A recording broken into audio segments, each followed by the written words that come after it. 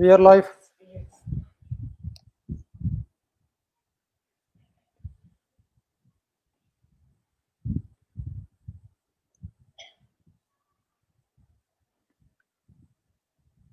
औज़ु बिल्लाहि मिनश शैतानिर रजीम, बिस्मिल्लाहिर रहमानिर रहीम। अस्सलाम वालेकुम, हेलो व्यूवर्स, हेलो। हमारे साथ आज के प्रोग्राम में, जिस तरह आपको पता है कि Pakhtunkhwa TV channels host Roman Khan मुख्तलिफ़ किस्म की शख्सियात को यहाँ पर मदऊ करती हैं और उनसे जानते हैं उनकी ज़िंदगी के हवाले से, उनकी परसेप्शन के हवाले से।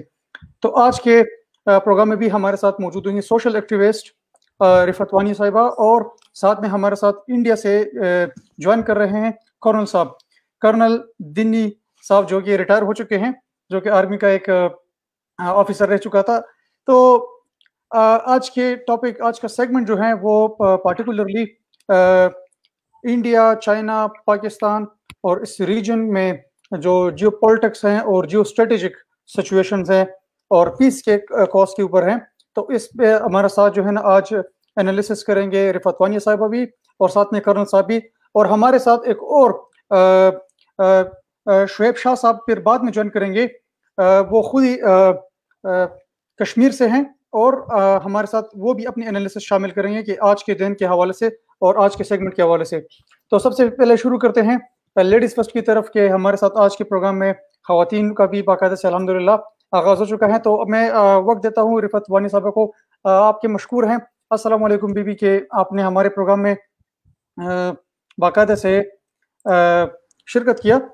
तो आज के लिए पहला सवाल है हमारा आपसे, ये जो खित्ते में अभी इस वक्त जो पॉलिटिक्स चल रही है, आप कश्मीर के ऊपर भी आपके मुख्तलिफ आर्टिकल्स हम देखते रहते हैं, आपकी व्यूज़ भी देखते रहते हैं, वीडियोस भी देखते रहते हैं।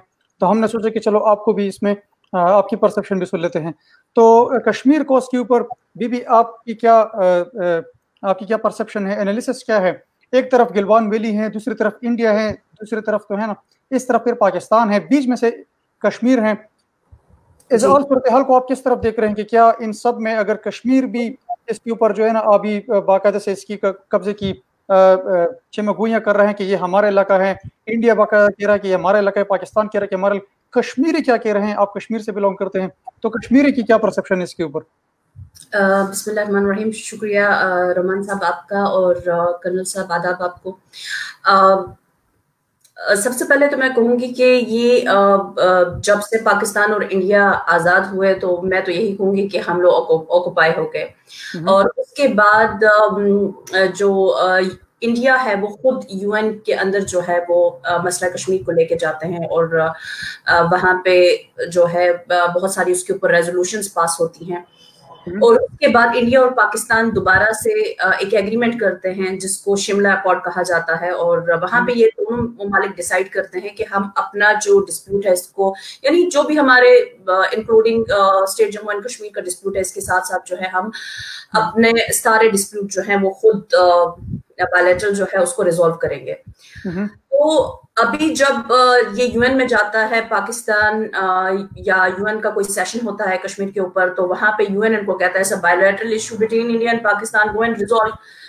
और इंडिया का भी वहां पे ये स्टांस होता है कि ये हमारा बायलैटरल इशू है, हम जो है टेबल पे इसको रिजॉल्व करेंगे। लेकिन जहां तक मैं देख रही हूँ, मैं किसी मुल्क को ना सपोर्ट कर रही हूँ ना मैं अपने स्टेट की स्टैंड बात कर रही हूँ।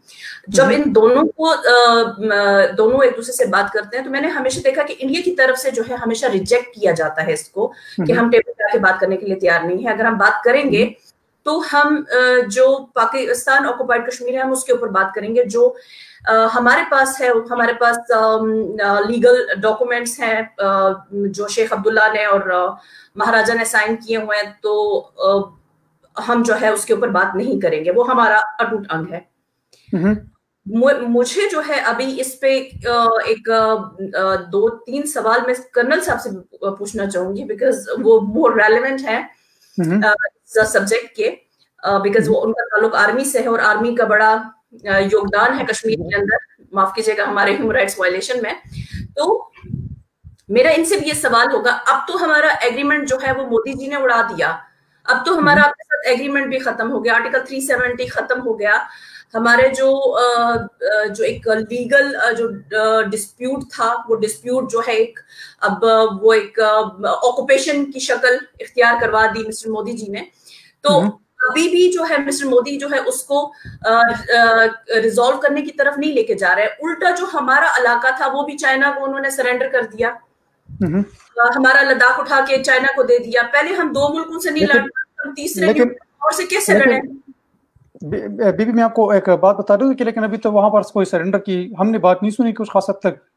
ये सरेंडर वाली बात पॉइंट्स, काफी स्ट्रेटेजिक जो पॉइंट्स थे उसको जो है उस पे उन्होंने ऑक्युपाई किया है। उन्होंने यहाँ तक अरुणाचल प्रदेश के ऊपर जो है वहां पे उन्होंने अपनी कंस्ट्रक्शन स्टार्ट की हुई है और उसके ऊपर तो कोई बात ही नहीं करता है इंडिया का मीडिया। फिर इसके में जो गलवान वैली है ये उन्होंने सरेंडर कर दी है बिकॉज जो उनका एग्रीमेंट है 1969 का जो इनका एग्रीमेंट है उसको उन्होंने एक्सेप्ट किया हुआ है।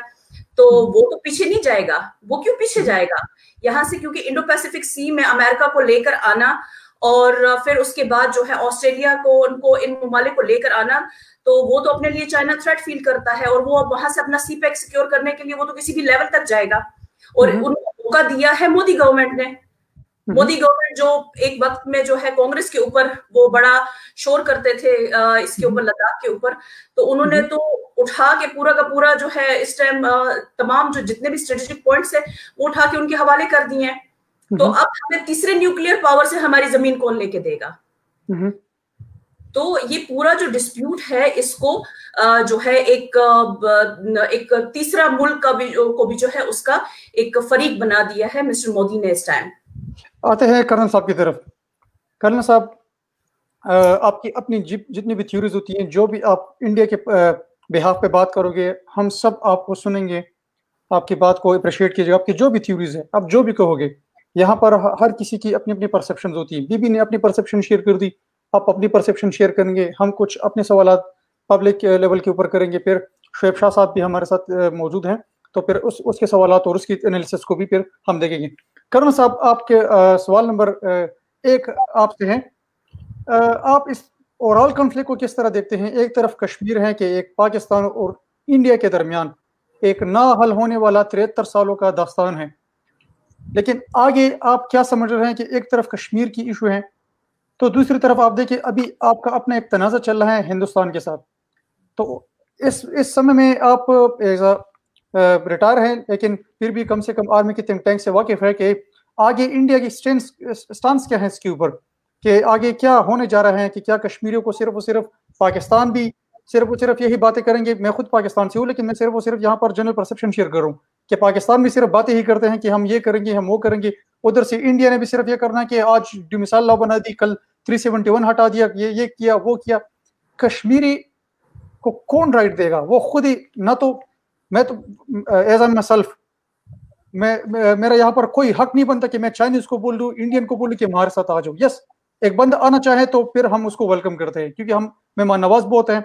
आपसे जानना चाहते हैं कि इस तमाम तर कॉन्फ्लिक्ट को आप किस लेवल पे देखते हैं, इसका आखिर हल क्या निकलेगा सर? ओके, पहली बात तो नमस्ते सबके लिए, रोमन साहब, रिफत वानी मैडम, सबके लिए, एंड आपके जितने भी व्यूअर्स अभी जो देख रहे हैं उन सबको मेरी तरफ से नमस्ते। सबसे पहले मैं एक चीज बताना चाहूंगा कि जो भी मैं यहाँ पर बोलने वाला हूँ वो मैं अपने पर्सनल तौर पे बता रहा हूँ, ये कोई ऑफिशियल कुछ नहीं है, मैं अपने पर्सनल जो ओपिनियन है वो बताना चाहूंगा। और मैं शुक्रिया गुजार दूं रोमन साहब, आपने मेरे को इस शो में भी बुलाया और मैं अपना जो पॉइंट्स है उसको रखने के लिए भी। एंड सबसे पहले जो रिफत मैडम ने अभी जो कुछ एक चीजें कही है उसको मैं थोड़ा सा अपना जो वर्जन है वो मैं रखना चाहूंगा, जो मैं अपने तरीके से जो मुझे लगता है कि करेक्ट वर्जन है। सबसे पहली चीज, जैसे मैडम ने सही बताया कि सिंस 47 से ही हमारा यहाँ पर इशू है। इनफैक्ट कश्मीर का जो प्रॉब्लम है उसकी बात कर रहा हूँ मैं। इनफैक्ट 47 से ही नहीं, अगर आप देखें तो 1847 से ही ये प्रॉब्लम्स चले आ रहे हैं।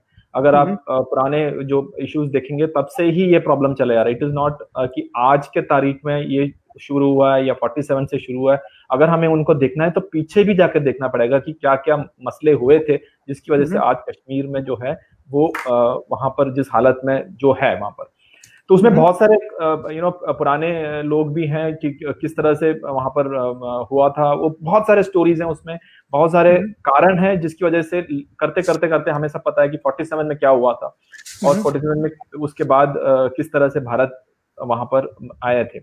और उस सब चीजों में मैं एक ही 2-3 चीजें बताना चाहूंगा कि हमें हम वहां पर अपनी मर्जी से नहीं आए थे। जो जब भी फौज को बुलाया तो हमें बुलाया गया था। और क्यों बुलाया गया था? क्योंकि 47 में जब पाकिस्तान के जो कबीला जो बोलते हैं वहां से जो आए थे, वहां पर कबाली जो बोलते हैं उनको, वहां से जो लोग आए थे, वहां से उन्होंने इतनी बुरी तरह से वहां पर एट्रोसिटीज की है, जिसकी वजह से जो वहीं के लोग हैं, वहीं के लोग उनके अगेंस्ट में, एंड बारामूला में, and let me tell you, मैं एक चीज और बताता हूँ, मैं कम से कम मैंने अपनी जो 8 साल मैंने कश्मीर में बिताए, और मेरे आज भी बहुत सारे कश्मीर में बहुत सारे दोस्त हैं और बहुत सारे लोग ऐसे हैं जो मेरे से आज भी रास्ता रखते हैं, और मैं बड़ी खुश नसीब मानता हूँ कि उनसे मैं आज भी उनसे एक क्या बोलते हैं, एक संबंध है। वो मैं एक बताना चाहता हूँ, मुझे कश्मीर के बारे में थोड़ा बहुत नॉलेज है। तो ये जो बारामूला में अगर आज भी आप जाओगे ना, वहां पर आज भी वहां पर कई सारे चीजें ऐसे हैं जहां पर मैं एक बिकॉज एक नाम मैं ऐसे बोलता हूँ, एक मकबूल शेरवानी करके एक आदमी था, एंड मुझे पूरा यकीन है कि आप लोग शायद उनको पता नहीं होगा, बट एक ऐसा शख्स था जिन्होंने अपना जान गंवाया था इनको लड़ते लड़ते। तो ऐसा भी एक हिस्ट्री है, और मैं उस पर भी नहीं पढ़ूंगा कि बारामूला में क्या हुआ था, नंस के साथ क्या हुआ था, जो वहां के लोकल्स थे वहां पर क्या हुआ था, क्यों श्रीनगर एयरपोर्ट को कब्जा नहीं कर पाए थे जो फौज पाकिस्तान की तरफ से आए थे। ये सब कहानियां हैं, हम सब पढ़ सकते हैं, अपने अपने तरीके से हम जान सकते हैं। तो सबसे पहले बात यह है कि एक मसला था वहां पर, और उस मसले की वजह से वहां पहुंचे थे वहां पर, ये एक हकीकत है ये। अच्छा, दूसरी बात, उसके बाद जो हुआ उसमें कई जगह पर कई बातें भी हुई कि यूएन में गए थे हम, बिल्कुल सही बात है, हम यूएन में गए थे। तो क्या रेजोल्यूशन हुआ था? रेजोल्यूशन ये था कि पाकिस्तान जो है सबसे पहले अपने इलाके से अपना जो पूरी की पूरी फौज को हटाएंगे, भारत जो है कुछ फौज को वहां रखेंगे, क्योंकि यूएन ने ये बोला था कि क्योंकि हमारे ऊपर वो जो ट्रीटी साइन हुई थी, तो कुछ पुलिस और जो लॉ एंड ऑर्डर के लिए रखेंगे, और बाकी जो है तीसरा स्टेप वहां पर जो प्लेबिसाइड या जिस तरह से लोग वहां के लोग जो चाहते हैं उसके ऊपर था। और उसके बावजूद आप देखिए 1950 में जब कॉन्स्टिट्यूशन हुआ था, शेख अब्दुल्ला साहब थे, और वो एक टर्निंग पॉइंट था, जबकि कॉन्स्टिट्यूएंट असेंबली भी हुई थी वहीं के, और जब इलेक्शन हुए थे ऑलमोस्ट 90% से ज्यादा लोग कश्मीर के, मैं जम्मू और लद्दाख की बात ही नहीं कर रहा हूं, मैं कश्मीर के, उन्होंने शेख अब्दुल्ला साहब को वहां पर जिताया था। तो और जिताने के बाद जो रेजोल्यूशन उन्होंने किया उसमें ये बताया गया था कि कश्मीर जो है इंडिया के भाग है। ऑफ कोर्स आर्टिकल 370 वो सब चीजें बाद में आया, उसमें कोई शक नहीं। उसके बाद कई सारे इलेक्शंस भी हुए। तो ये प्रोसीजर जो है काफी सालों से चले आ रहा है, और उसी का अगर हम दूसरी तरफ देखें तो पाकिस्तान ऑक्युपाइड कश्मीर में आप खुद ही मैं कोई कमेंट नहीं करना चाहूंगा, लेकिन उसमें आप देख सकते हैं कि कितना इलेक्शन हुआ है अभी तक, क्या डेमोक्रेसी वहां पर है, कितना तरक्की हुई है, ये सब चीजें हमें देखने लायक है। अब मैं एक चीज मैं बिल्कुल मानता हूं कि सबसे ज्यादा जो इफेक्टेड लोग हैं वो कश्मीरी है, उसमें कोई शक नहीं है, उसमें कोई शक नहीं है, मेरे को कोई शक नहीं है। मैं जैसे बोलता हूँ हमेशा कि मेरे वहां पर दोस्त भी हैं और मैं खुद वहां पर देखा हूं, तो सबसे ज्यादा इफेक्टेड जो है वो कश्मीरी है, और उसके बाद फौज है, उसमें कोई शक नहीं है। बाकी लोग बाहर से हैं, बाकी लोग कमेंट कर सकते हैं, बाकी लेकिन सबसे ज्यादा इफेक्टेड वहां के लोकल कश्मीरीज है। और अभी आप लेटेस्ट एग्जांपल आप देखिए, आर्टिकल 370 हटाया गया, क्या क्या बातें हुई थी कि आर्टिकल 370 हटने के बाद बहुत बड़ा हंगामा हो जाएगा, लोग वहां पर वो हो जाएंगे। क्या हुआ? कुछ भी नहीं हुआ। इससे ज्यादा तो हमारे भारत के अंदर जितना हर दिन का जो प्रॉब्लम होता है उसका उतना भी वहां पर नहीं हुआ। अभी आप बोल सकते हैं कि इंटरनेट नहीं था, वो नहीं, ये सब नहीं था, पुलिस थे, अभी तो इंटरनेट है।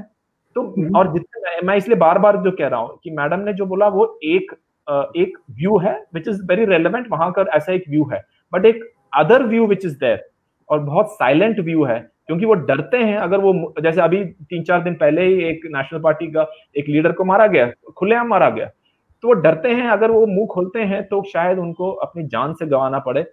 एक साइलेंट मेजॉरिटी वहां पर है जो कि 3 चीजें चाहती है। नंबर 1, वो नहीं चाहती कि कोई वायलेंस हो, वो तंग आती है वायलेंस से, मैं भी जानता हूं ये। नंबर 2, अगर आप उनको पूछे कि क्या आप पाकिस्तान जाना चाहते हो, क्या जाना चाहते हो, they will not give an answer, वो आंसर नहीं करेंगे, ठीक है। Number 3, they want to give India a chance, let's India को एक चांस किस तरह से है, क्योंकि वो अभी 2005 में तो दिया था चांस।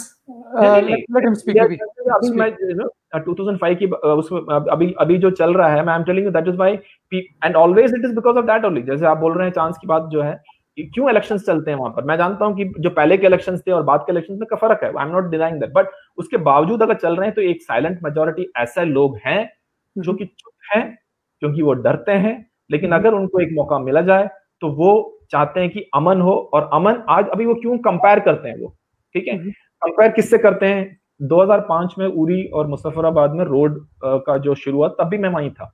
उसके बाद यहाँ से कई कश्मीर के इस तरफ के जो भारत के कश्मीर, वहां से पीओके की तरफ कई लोग, जो कश्मीरी लोग, बस में गए मिलने के लिए। जब वो वापस आए, हमसे बात किया, उन्होंने बोला साहब हम यहीं पर खुश हैं, हमने वहां जाकर देख लिया क्या हालत है वहां पर, और हम यहीं पर खुश हैं, हम यहाँ के लोगों को पता नहीं है कि वो किस चीज में रह रहे हैं। तो ये सब चीजें भी एक हकीकत है।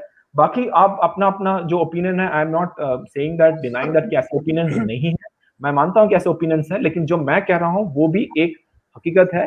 आप you know, you can now coming to the Galwan thing also, quickly I'll just mention about that. Please. Galwan thing, because actually I was I was looking forward to that interview, Kashmir का of course कोई issue नहीं है, but Galwan का क्या था कि Galwan, yes, वहां पर इंडिया और चाइना के बीच में एक कॉन्फ्लिक्ट जरूर है। कॉन्फ्लिक्ट का कारण स्ट्रेटेजिक इश्यूज से लेकर कई कारण कई लोगों ने एनालाइज किए हैं। मेरे अपने थियोरी है, मेरा ये थियोरी मानना है कि ये टैक्टिकल लेवल पे शुरू होके स्ट्रेटेजिक इंफॉर्मेशन लिया, मान लीजिए नीचे लेवल पे शुरू होके उसको बढ़ते बढ़ते बढ़ते एक स्ट्रेटेजिक लेवल पे गया है। लेकिन अभी हालात ऐसे हैं कि दोनों तरफ ने ये माना है कि टॉक्स होने चाहिए और अमन होना चाहिए, और कल भी मेरे ख्याल से कल भी कोर कमांडर लेवल पे टॉक्स होने वाले हैं, और अभी डी एस्केलेशन शुरू हो गई है 3 जगह पे, तो ऑलरेडी शुरू हुई है। और ये जो एक जो नैरेटिव कई लोगों ने बिल्ड करने की कोशिश की है कि हमारी जो जमीन चली गई है, वो सब चीज, वो गलत है। मैं भी वहां रहता हूँ, मैं वहां पर बिल्कुल आई एम सर्ड, ये ऐसा नहीं होता है वहां पर, ऐसा नहीं होता है कि एंड रेवेन्यू, हम लोग जब ऐसी चीजें बातें करते हैं तो हमें पता होना चाहिए कि हम 2 कंट्रीज के बीच में, और दोनों इंडिया और चाइना जैसे नेशंस के बीच की बात कर रहे हैं। तो ये कई लोग भूल जाते हैं और बहुत नैरो और नीचे लेवल पे सोचते हैं कि ये हड़प लिया, ऐसे नहीं होता, it is not that easy. तो अभी now we are getting back to the status quo के लिए, and I am very sure that things will cool down. Okay sir, जिस तरह आपने एक्सप्लेन किया कि सूरत हाल कश्मीर में ऐसे थे, आपने भी जिक्र कर दिया कि कश्मीर को, या यूएन रेजोल्यूशन की बात भी आपकी, हमारा यही पूरे पाकिस्तान का ही मुतालबा है कि हम कश्मीर वालों को बीच में से ज़बा होने के लिए हमने इस्तेमाल नहीं करना उन लोगों को, कि बस सिर्फ जलते रहे तो कश्मीरी और बस पाकिस्तान के झंडे में आ जाए या हिंदुस्तान के झंडे में आ जाए, या कश्मीरी जो है ना खुद बस ये चाहे कि भाई ये 1931 से लेकर 13 जुलाई वाला वाक़या जो हम याद करते हैं कि इतने जो है ना शहादत हुई थी और इतने जो है साइड हुई थी, हम कहते हैं कि ये लोग आखिर डिसाइड करने का हक तो दे दे कि कहाँ जाना है, क्योंकि फिलहाल तो ब्रूटलिटी हो रही है वहाँ पे। फिलहाल तो आते हैं मैडम साहब की तरफ और फिर हम शोएब साहब की तरफ भी जाएंगे, मैडम से होते हुए फिर हम शोएब साहब की तरफ जाएंगे। बीपी जी, आपके ख्याल में कश्मीर एक पुरअमन इलाका हो, आपके ख्याल में मॉड्यूल क्या है आपके ज़हन में कि कश्मीर किस तरह पुरअमन बन सकता है? पाकिस्तान की तरफ आप क्या एक्सपेक्टेशन रखती हैं, इंडिया की तरफ से आप क्या एक्सपेक्टेशन रखते हैं, दो तरफा, और बीच में से कश्मीरियों की क्या ओपिनियन है, इसके ऊपर आप जरा कमेंट करें प्लीज। देखिए सर ने यहाँ पे तो बहुत सारी चीजें जो हैं उन्होंने वो हाईलाइट की हैं, और उसमें मेरे बहुत सारे जो हैं रिजर्वेशन भी हैं। मैं उसके ऊपर कुछ जगहों पे इत्तेफाक करती हूँ, कुछ जगहों पे मैं इत्तेफाक नहीं करती हूँ। जैसे इन्होंने शेख अब्दुल्ला साहब की बात की, उन्होंने कहा कि उन्होंने जो है एग्रीमेंट साइन किया, ठीक है, और फिर मैं इनसे वहीं पे सवाल करना चाहूंगी, वही इंडिया है, उनको ही बिट्रे किया, उनको ही जेल में उठा के डाल दिया, ठीक है, वो सिटिंग प्राइम मिनिस्टर, उनको जेल में डाल दिया। फिर हमारा इनके साथ एग्रीमेंट था करेंसी के ऊपर, डिफेंस के ऊपर और कम्युनिकेशन के ऊपर, 3 चीजों के ऊपर इनके साथ एग्रीमेंट था। इन्होंने उन तीनों चीजों को खत्म कर दिया और हमारे जो राइट्स थे उसको सल्व किया। 90s तक तो हम इन्हीं के कहने पे चल रहे थे, हम तो इन्हीं के जो है हिंदुस्तान के ही जो दिया हुआ मॉड्यूल था या उनके साथ, इनका बिल्कुल कहना सही है, हमने तो कभी इनके खिलाफ ना गन उठाई, ना इनके खिलाफ जो है हमने कभी कोई ऐसा स्टेप लिया। लेकिन 90s तक आते आते जो है इन्होंने हिंदुस्तान में इनकी बात से मेरा कहना का मतलब है कि इंडियन गवर्नमेंट है, उन्होंने बहुत सारी चीजें खराब की। उन्होंने वही जो हिजबुल मुजाहिदीन के इस टाइम जो कमांडर इन चीफ हैं सलाहुद्दीन साहब, वो किसी वक्त में यूसुफ शाह साहब हुआ करते थे और उन्होंने इलेक्शन तक लड़े हैं, इलेक्शन रिग करवाए गए। ठीक है, जब आप नाइंसाफी करेंगे तो ये सब कुछ तो होगा। आप जो है लोगों को कभी भी किसी भी मुल्क में जो है जब तक आप नाइंसाफी नहीं करते तो लोग रेजिस्ट नहीं करते। ये अगर अपने हिंदुस्तान के अंदर भी ये चीजें करेंगे तो लोग रेजिस्ट करेंगे। इन्होंने एनआरसी लाया, क्या लोगों ने रेजिस्ट नहीं किया? लोग सड़कों पर नहीं आए। और बहुत सारे इन्होंने लॉ जो है वो लाए हैं, उसकी वजह से क्या लोग सड़कों पर नहीं आए? अगर कश्मीरी आ गए थे तो फिर उनके ऊपर वायलेंस का जो वो रास्ता है वो क्यों इख्तियार किया गया? फिर उसके बाद सर ने बात की कि हमने वहां पे बहुत डेवलपमेंट की है। सर, क्या डेवलपमेंट जो है वो किसी भी आजादी का या आपकी फ्रीडम का, आपके अपने स्टेट के ऊपर राइट्स का जो है वो नेमल बदल हो सकता है? आप कह रहे हैं कि वहां पे रोड बन गया, 1 साल से कर्फ्यू लगा हुआ है, वो रोड हमारे किस काम का? आपने कहा कि वहां पे अगर ट्रेन बन रही है, हमारे लोग घरों में महसूर हैं, तो वो ट्रेन हमारे किस काम की?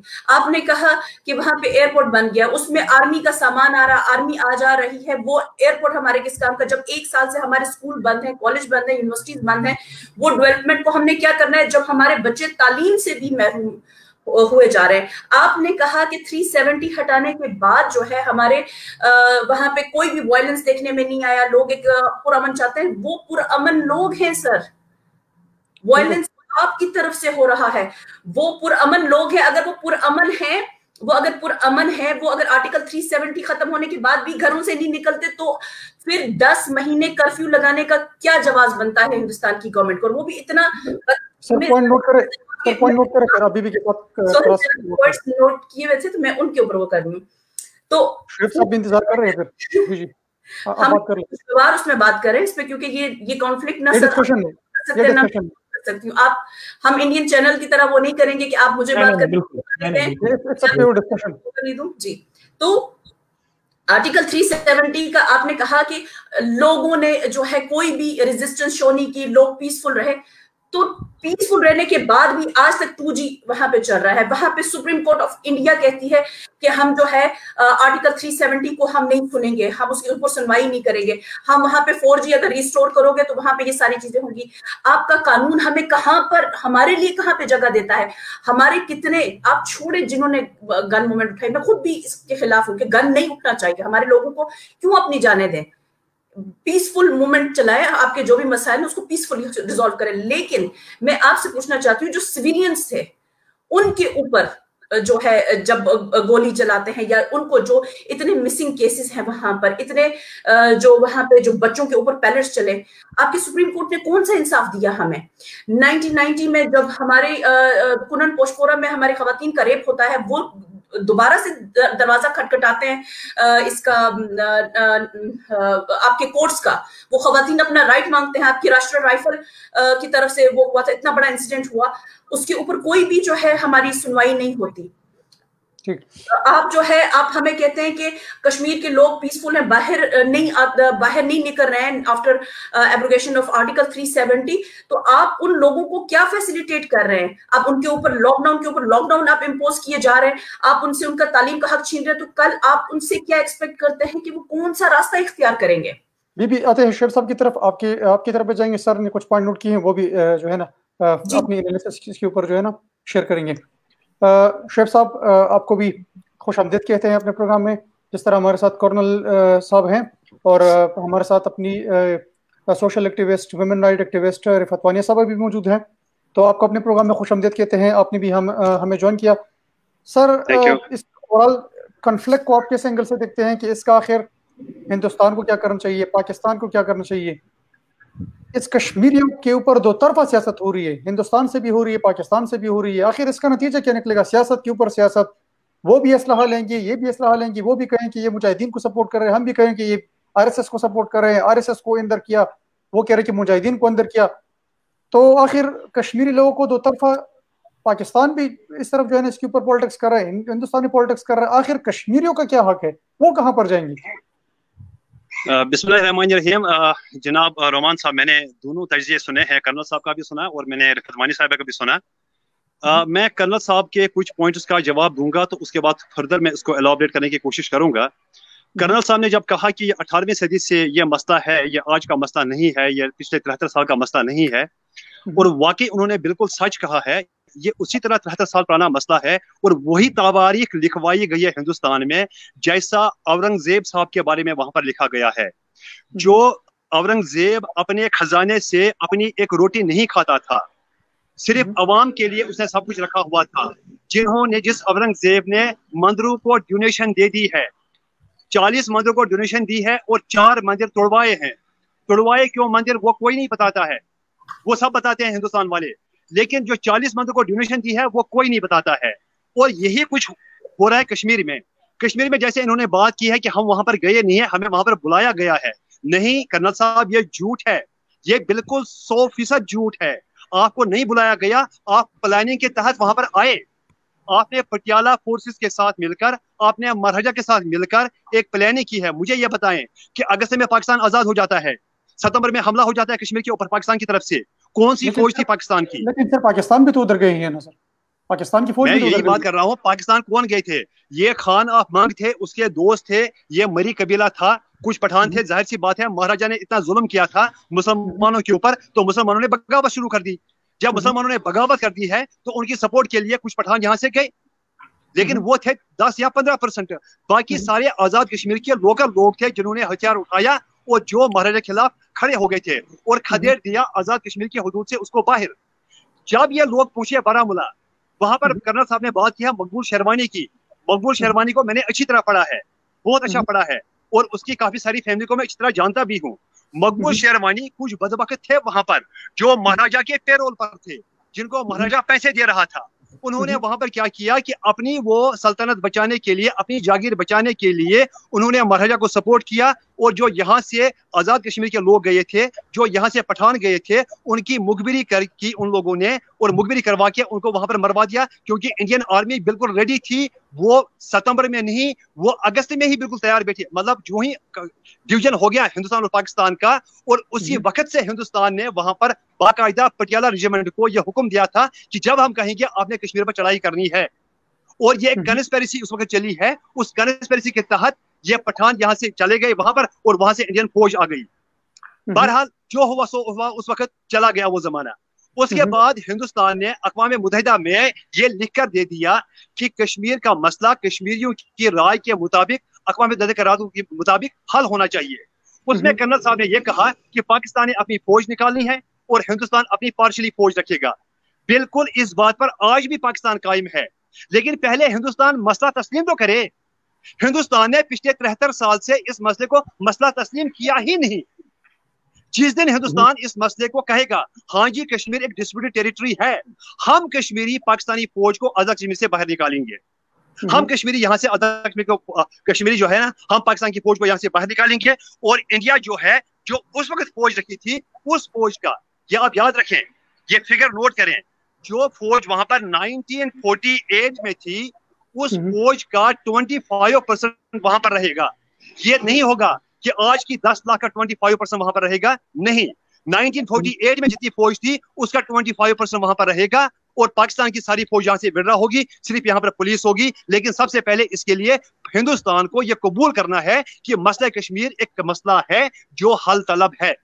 लेकिन बदकिस्मती की बात है कि 10 से मस हिंदुस्तान नहीं हो रहा है, वो नहीं मान रहा है, वो जेनोसाइड किए जा रहा है। उसने 10,000 खवातीन की असमत रेजी वहां पर की है। उसने इस वक्त भी आज के दिन, मैं आज की बात कर रहा हूं, लगभग 12,000 से ज्यादा बच्चे हिंदुस्तान के मुख्तलिफ जेलों में बंद हैं। सारी हुर्रियत क़यादत वहां पर बंद है, ठीक है। फिर ये कहते हैं कर्नल साहब कि आपने कहा था आर्टिकल 370 को जब एब्रोगेट किया जाएगा वहां पर कोहराम मच जाएगा। कर्नल साहब कोहराम मच गया वहां पर, कोहराम मचेगा वहां पर। सिर्फ आप अपनी आर्मी वहां से हटा दें और लॉकडाउन को आप खोल दें। आप लॉकडाउन खोल दें, फिर कश्मीर से पूछे भाई कोहराम, ये कोहराम नहीं है कि फारूक अब्दुल्ला को गिरफ्तार करना पड़ा, क्या ये कोहराम नहीं है आपको महबूबा मुफ्ती को गिरफ्तार करना पड़ा, और ये कोहराम नहीं है कि आपको, जिन लोगों ने आपको वहां पर जगह दी है, जिन लोगों ने आपको वहां पर वोट दिया है, जिन लोगों ने आपके साथ हुकूमत बनाई है, वो लोग आपने जेल में डाल दिए हैं। क्या ये आपके लिए काफी नहीं है कि आपने जो कुछ किया वो सारा गलत है? वो उनको भी कबूल नहीं है। हम तो चलो बागी है, हम तो चलो हिंदुस्तान से के साथ नहीं रहना चाहते हैं, लेकिन जो लोग हिंदुस्तान के साथ रहना चाहते थे उनके साथ आपने क्या किया?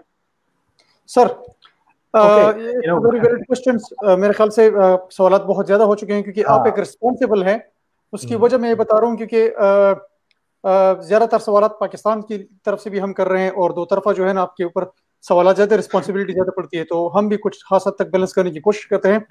सर आपसे जो शुएब शाह साहब ने सवाल पूछी, ये बहुत बड़ी वैलिड किस्म की, कि महबूबा मुफ्ती की हुकूमत तो आपके साथ कोलिजन थी, वो तो बाकायदा से एलाइज थे आपकी, वो आज क्यों जेल में पड़े हैं? और बाकायदा तो चलो बीबी ने भी अपने एनालिसिस शेयर कर दी, सर ने भी एनालिसिस कर दी, लेकिन जो बीच में से जो चीज मुझे लगी एज ए होस्ट, वो मैं आपसे पूछना चाह रहा हूँ कि महबूबा मुफ्ती साहब, फारूक अब्दुल्ला साहब, ये तो आपके एलाइज है सर, इनकी तो हुकूमत आपके साथ थी, इनको तो आपने ही बाकायदा से हुकूमत ही दिलवाई थी एक किस्म की, हम ये ले ले, और पाकिस्तान के लोग हम ये बोल सकते हैं कि ये कठपुतली थे। तो सर आप खुद इस चीज को किस तरह एड्रेस करेंगे कि इसमें आप कौन सी पार्टी को समझते हैं कि ये आए और यही कश्मीर के हुकूक को सॉल्व करे? जो हिंदुस्तान की तरफ जाना चाहते हैं वो वहां जाए, पाकिस्तान की तरफ जाना चाहते हैं वहां जाए, जो इंडिपेंडेंट रहना चाहते हैं वो इंडिपेंडेंट रहे। तो इस हवाले से आपकी क्या परसेप्शन है, इसके ऊपर आपकी क्या एनालिसिस है सर? देखिए, सबसे पहले बात तो मैं एक चीज बिल्कुल बताना चाहूंगा कि इन्होंने जो भी दोनों लोगों ने जो कहा उसमें उनकी भावनाएं ज्यादा थे और फैक्ट्स कम थे। एंड फैक्ट्स की वजह से क्यों बोल रहा हूं मैं, क्योंकि हमको पता है कि मैडम ने बहुत सही बोला 90s के बाद क्या हुआ। मैं भी यही चाहता हूँ 90 के बाद 89 से क्या होना शुरू हुआ, इनफैक्ट 89 से पहले क्या शुरू होना हुआ।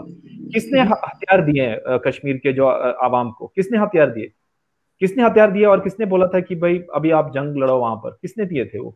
89 ही क्यों हुआ था?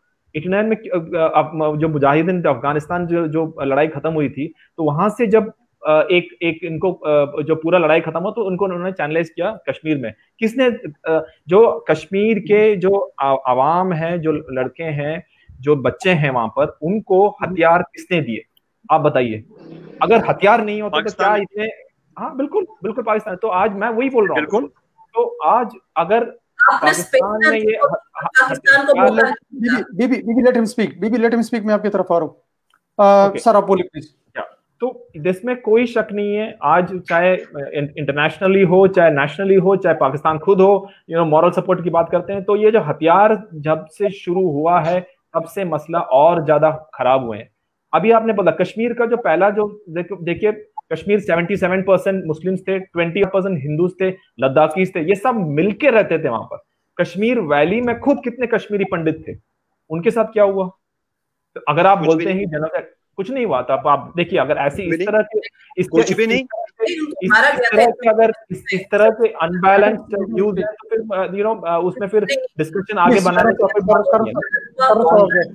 एटलीस्ट वो टॉलरेंस होना चाहिए आप लोगों को। जब मैं बोल रहा हूँ तो आप तो ये हमें भी पता है कि जो वहां पर जितने कश्मीरी पंडित थे, वहां से उनको रातों रात 20 जनवरी, हाँ मुझे याद है वो डेट, जिस दिन उनको वहां से रातों रात भगाया गया था। वो क्यों हुआ था, कैसे हुआ था? क्या वहां पर तब क्या इंडिपेंडेंस की बात है? वो तो खुद आप कश्मीरी थे, अपने आप कश्मीरी पंडित बोलते हैं। सॉरी कर्नल साहब, सॉरी इसका जवाब ये है, जगमोहन ने बसें मंगवाई, जगमोहन ने मीटिंग बुलाई, जगमोहन ने उनको वहां से निकाल दिया, और ये क्या कर मैदान खाली हो और मुसलमानों का कत्ल आम हो जाए। तू मैं वाली I think that standard is not for us. मैं इसलिए इसमें आया हूँ ताकि मुझे देखा हो कि उन्होंने कैमरा बंद कर दिया, माइक आप सर बात करें। एक स्टैंडर्ड होता है आपको, मतलब एक मैंने इसलिए बोला ना, देखो हम सबकी भावनाएं हैं,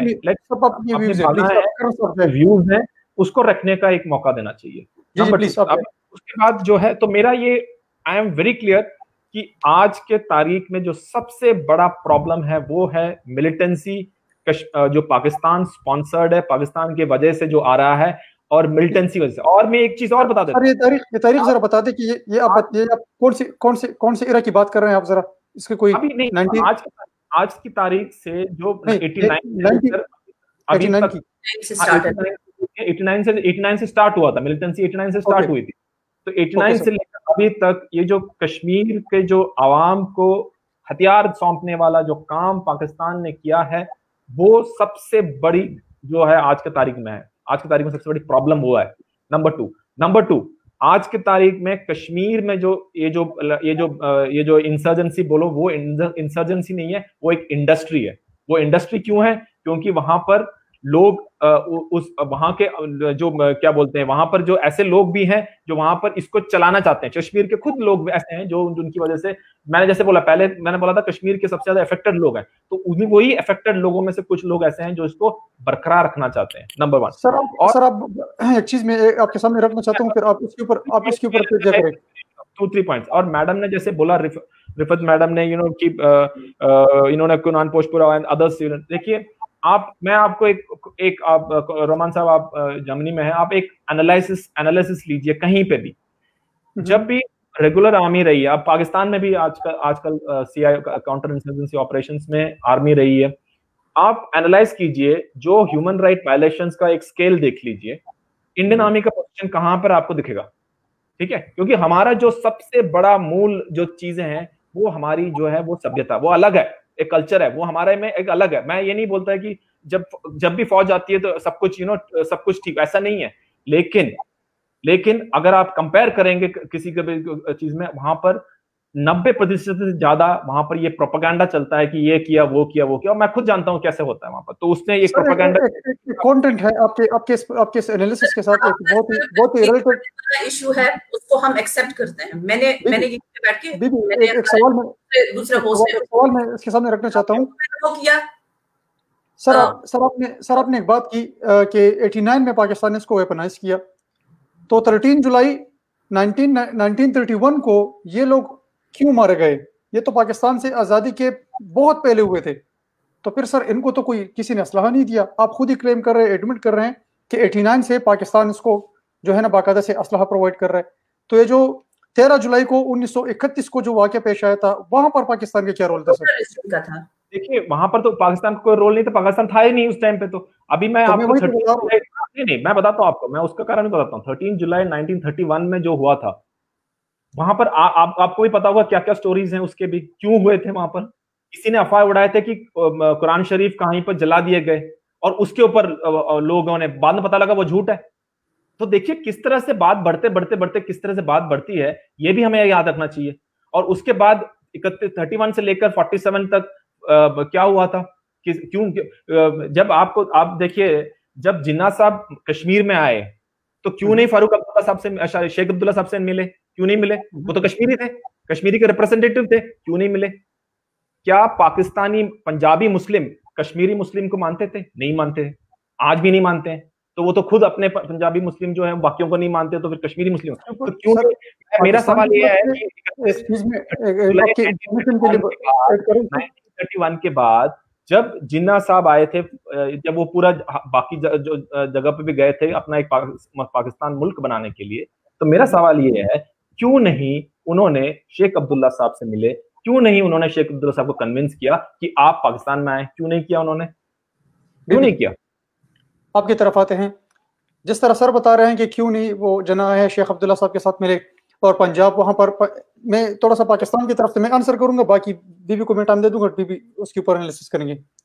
आप बता रहे हैं कि पाकिस्तानी पंजाबी वहां के पंजाबी को तस्लीम नहीं कर रहे। पाकिस्तानी पंजाबी ने बाकायदा से पार्लियामान के अंदर पार्लियामानी स्टैंड रखी है कश्मीर के ऊपर, बाकायदा से उनके टैक्सेस से बाकायदा से उनकी मिनिस्ट्री रखी है, पूरी पार्लियामान उसके पीछे खड़ी है। न कि कौम तो फिर बाद में आती है, लेकिन पार्लियामान पहले खड़ी है, बाद में कौम खड़ी है, और कौम उसके साथ शाना बशाना खड़ी कि हमारे टैक्सेस से जितना टैक्स आपने काटना है, लेकिन कश्मीर के लिए जो बजट मुख्तस की है उसमें अगर आप 1% इजाफी करेंगे तो 2% इजाफे करें, लेकिन इसका ये हिस्सा, ये मैं पाकिस्तान के स्टैंड की बात कर रहा हूँ, चाहे आप इसके साथ इख्तिलाफ रखें, चाहे जो है ना आप इसको एक्सेप्ट कर लें, लेकिन सिर्फ मैं पाकिस्तान के स्टैंड आपने बात की कि वो इसको तस्लीम करने को तैयार है, नहीं के तैयार। शाह साहब बीबी की तरफ जाते हैं, बीबी की तरफ से। जी सर ने जो पहले बात की, मैंने अपने जो हमारे एक और को गेस्ट हैं उनकी बात से मैंने इनकार किया। मैंने कहा कि जो कश्मीरी पंडित्स का इशू है वो हुआ है और हमको उसको एडमिट करना चाहिए, उसमें हमारे लोग शामिल थे या कुछ थे, मैं इसकी तरफ 1 मिनट के बाद आऊंगी। लेकिन आपने कहा जो कुनन पोशपोरा का इंसिडेंट है वो नहीं हुआ। I have guts to admit के हुआ, इंसिडेंट हुआ, कश्मीरी पंडित कश्मीर का हिस्सा थे, हैं और रहेंगे, ये मेरा स्टांस है। अब जहां तक बात आती है जस्टिस की, मैंने बात की, मैंने कहा कि हमारे कुनन पोशपोरा की जो फीमेल हैं उनको जस्टिस नहीं मिला, ठीक है। आप क्या कश्मीर को सिर्फ कश्मीरी पंडित्स के साथ जो है एक्सेप्ट कर रहे हैं विदाउट कश्मीरी मुस्लिम्स? बिल्कुल नहीं मैडम। ना, तो then you should condemn that act, then they should get justice as well. ठीक है, दूसरी बात कश्मीरी पंडित्स की। रिफत मैडम, एक just a minute, when I started तो मैंने, जस्ट अ मिनट, मैं आपको इंटरप्ट नहीं कर रहा हूँ। सबसे पहली चीज मैंने यही कहा था कि मैं ये मानता हूं कि जो कश्मीरी है, व्हेन आई से कश्मीरी, वो कश्मीरी मुस्लिम, कश्मीरी पंडित, कश्मीरी सिख सब शामिल है। I respect your opinion. मैं जो है, मैं अपना पॉइंट रख रही हूँ। मैं कह रही हूँ कि मैंने बीइंग अ कश्मीरी मुस्लिम, ठीक है, I am born in valley, मैं उसको एक्सेप्ट करती हूँ कि कश्मीरी पंडित्स के साथ वहां पे इंसिडेंट हुआ, बहुत गलत हुआ। मैंने उसको हमेशा कंडेम किया है और मैंने हमेशा कहा कि इनको जस्टिस मिलना चाहिए। लेकिन आपने कहा कि जो कश्मीरी कुनन पोशपरा वाला इंसिडेंट है, दैट इज फैब्रिकेटेड स्टोरी, उस पे मैंने कहा कि आपको ऐसा नहीं बोलना चाहिए। जब आप कश्मीरी पंडित्स का इशू एक्सेप्ट करते हैं, जो कि 1989 में ही होता है, सून आफ्टर जो गन मूवमेंट स्टार्ट होती है उसके साथ ही शुरू होता है, और उसके बाद 1991 में जाके जो है कश्मीरी पंडित्स का इशू होता है। ठीक है, सॉरी, जो कुनन पोशपरा का इंसिडेंट है वो होता है 22 फैब का, मेरा 23 फैब का वाकया है ये, 1991। ठीक है, मैं जो देख रही हूँ फ्रॉम लास्ट 4-5 years, जो जब से मैं एक्टिव हूँ, मैं जब से बात करती हूँ कश्मीर के ऊपर, मैंने हमेशा कहा कि इनको जस्टिस मिलना चाहिए, कश्मीरी पंडित्स को। वो उनकी जमीन है, उनको वापस आना चाहिए, उनको वहां पे रहना चाहिए। ठीक है, हर एक को मिलना चाहिए। लेकिन जब भी मैंने इंडिया की डिबेट्स देखी हैं, मैंने वहां पे इंडिया के जो आपके कर्नल्स हैं, जर्नल्स हैं, जो मैंने उनको बात करते हुए सुना है टीवी चैनल्स पर, वो कहते हैं कि कश्मीरी मुसलमानों ने ये कर दिया, उनको निकालो, पाकिस्तान निकालो, ये करो, वो करो। मैं आप जो है वो मैं हकीकत बयान कर रही हूँ। ठीक है, और वो कहते हैं कि जब भी हम कश्मीरी मुसलमान अपनी बात रखते हैं तो हमें कहा जाता है कि जाओ आप उधर पाकिस्तान चले जाओ। ठीक है, क्या हमें अपनी बात रखनी है? ठीक है, नंबर 1। नंबर 2 बात कि सारा कानून इस टाइम हिंदुस्तान के हाथ में है, सुप्रीम कोर्ट इंडिया की है, लॉयर्स इंडिया के हैं। उन्होंने आज तक, अगर किसी कश्मीरी मुसलमान, मैं कहती हूं अगर किसी ने किया है, जो भी इसमें इन्वॉल्व है, उनको उठाओ और उनको फांसी दो। जिन्होंने अपने ही लोगों के साथ ये जुल्म किया, ज्यादती की, जिसको भी मारा, किसी की भी मासूम की जान नहीं जानी चाहिए, चाहे वो मुसलमान है, हिंदू है, सिख है, ईसाई है, बुद्धिस्ट है, किसी भी और भी मजहब से ताल्लुक रखता है। ये मेरा स्टांस है।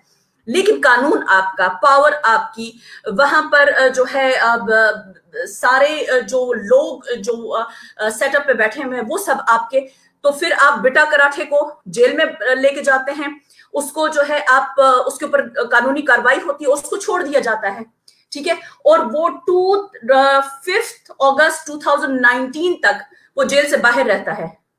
ठीक है, इसमें क्या कश्मीरी मुसलमान का कसूर है, मेरा कसूर है? ये एक आम कश्मीरी नागरिक का कसूर है?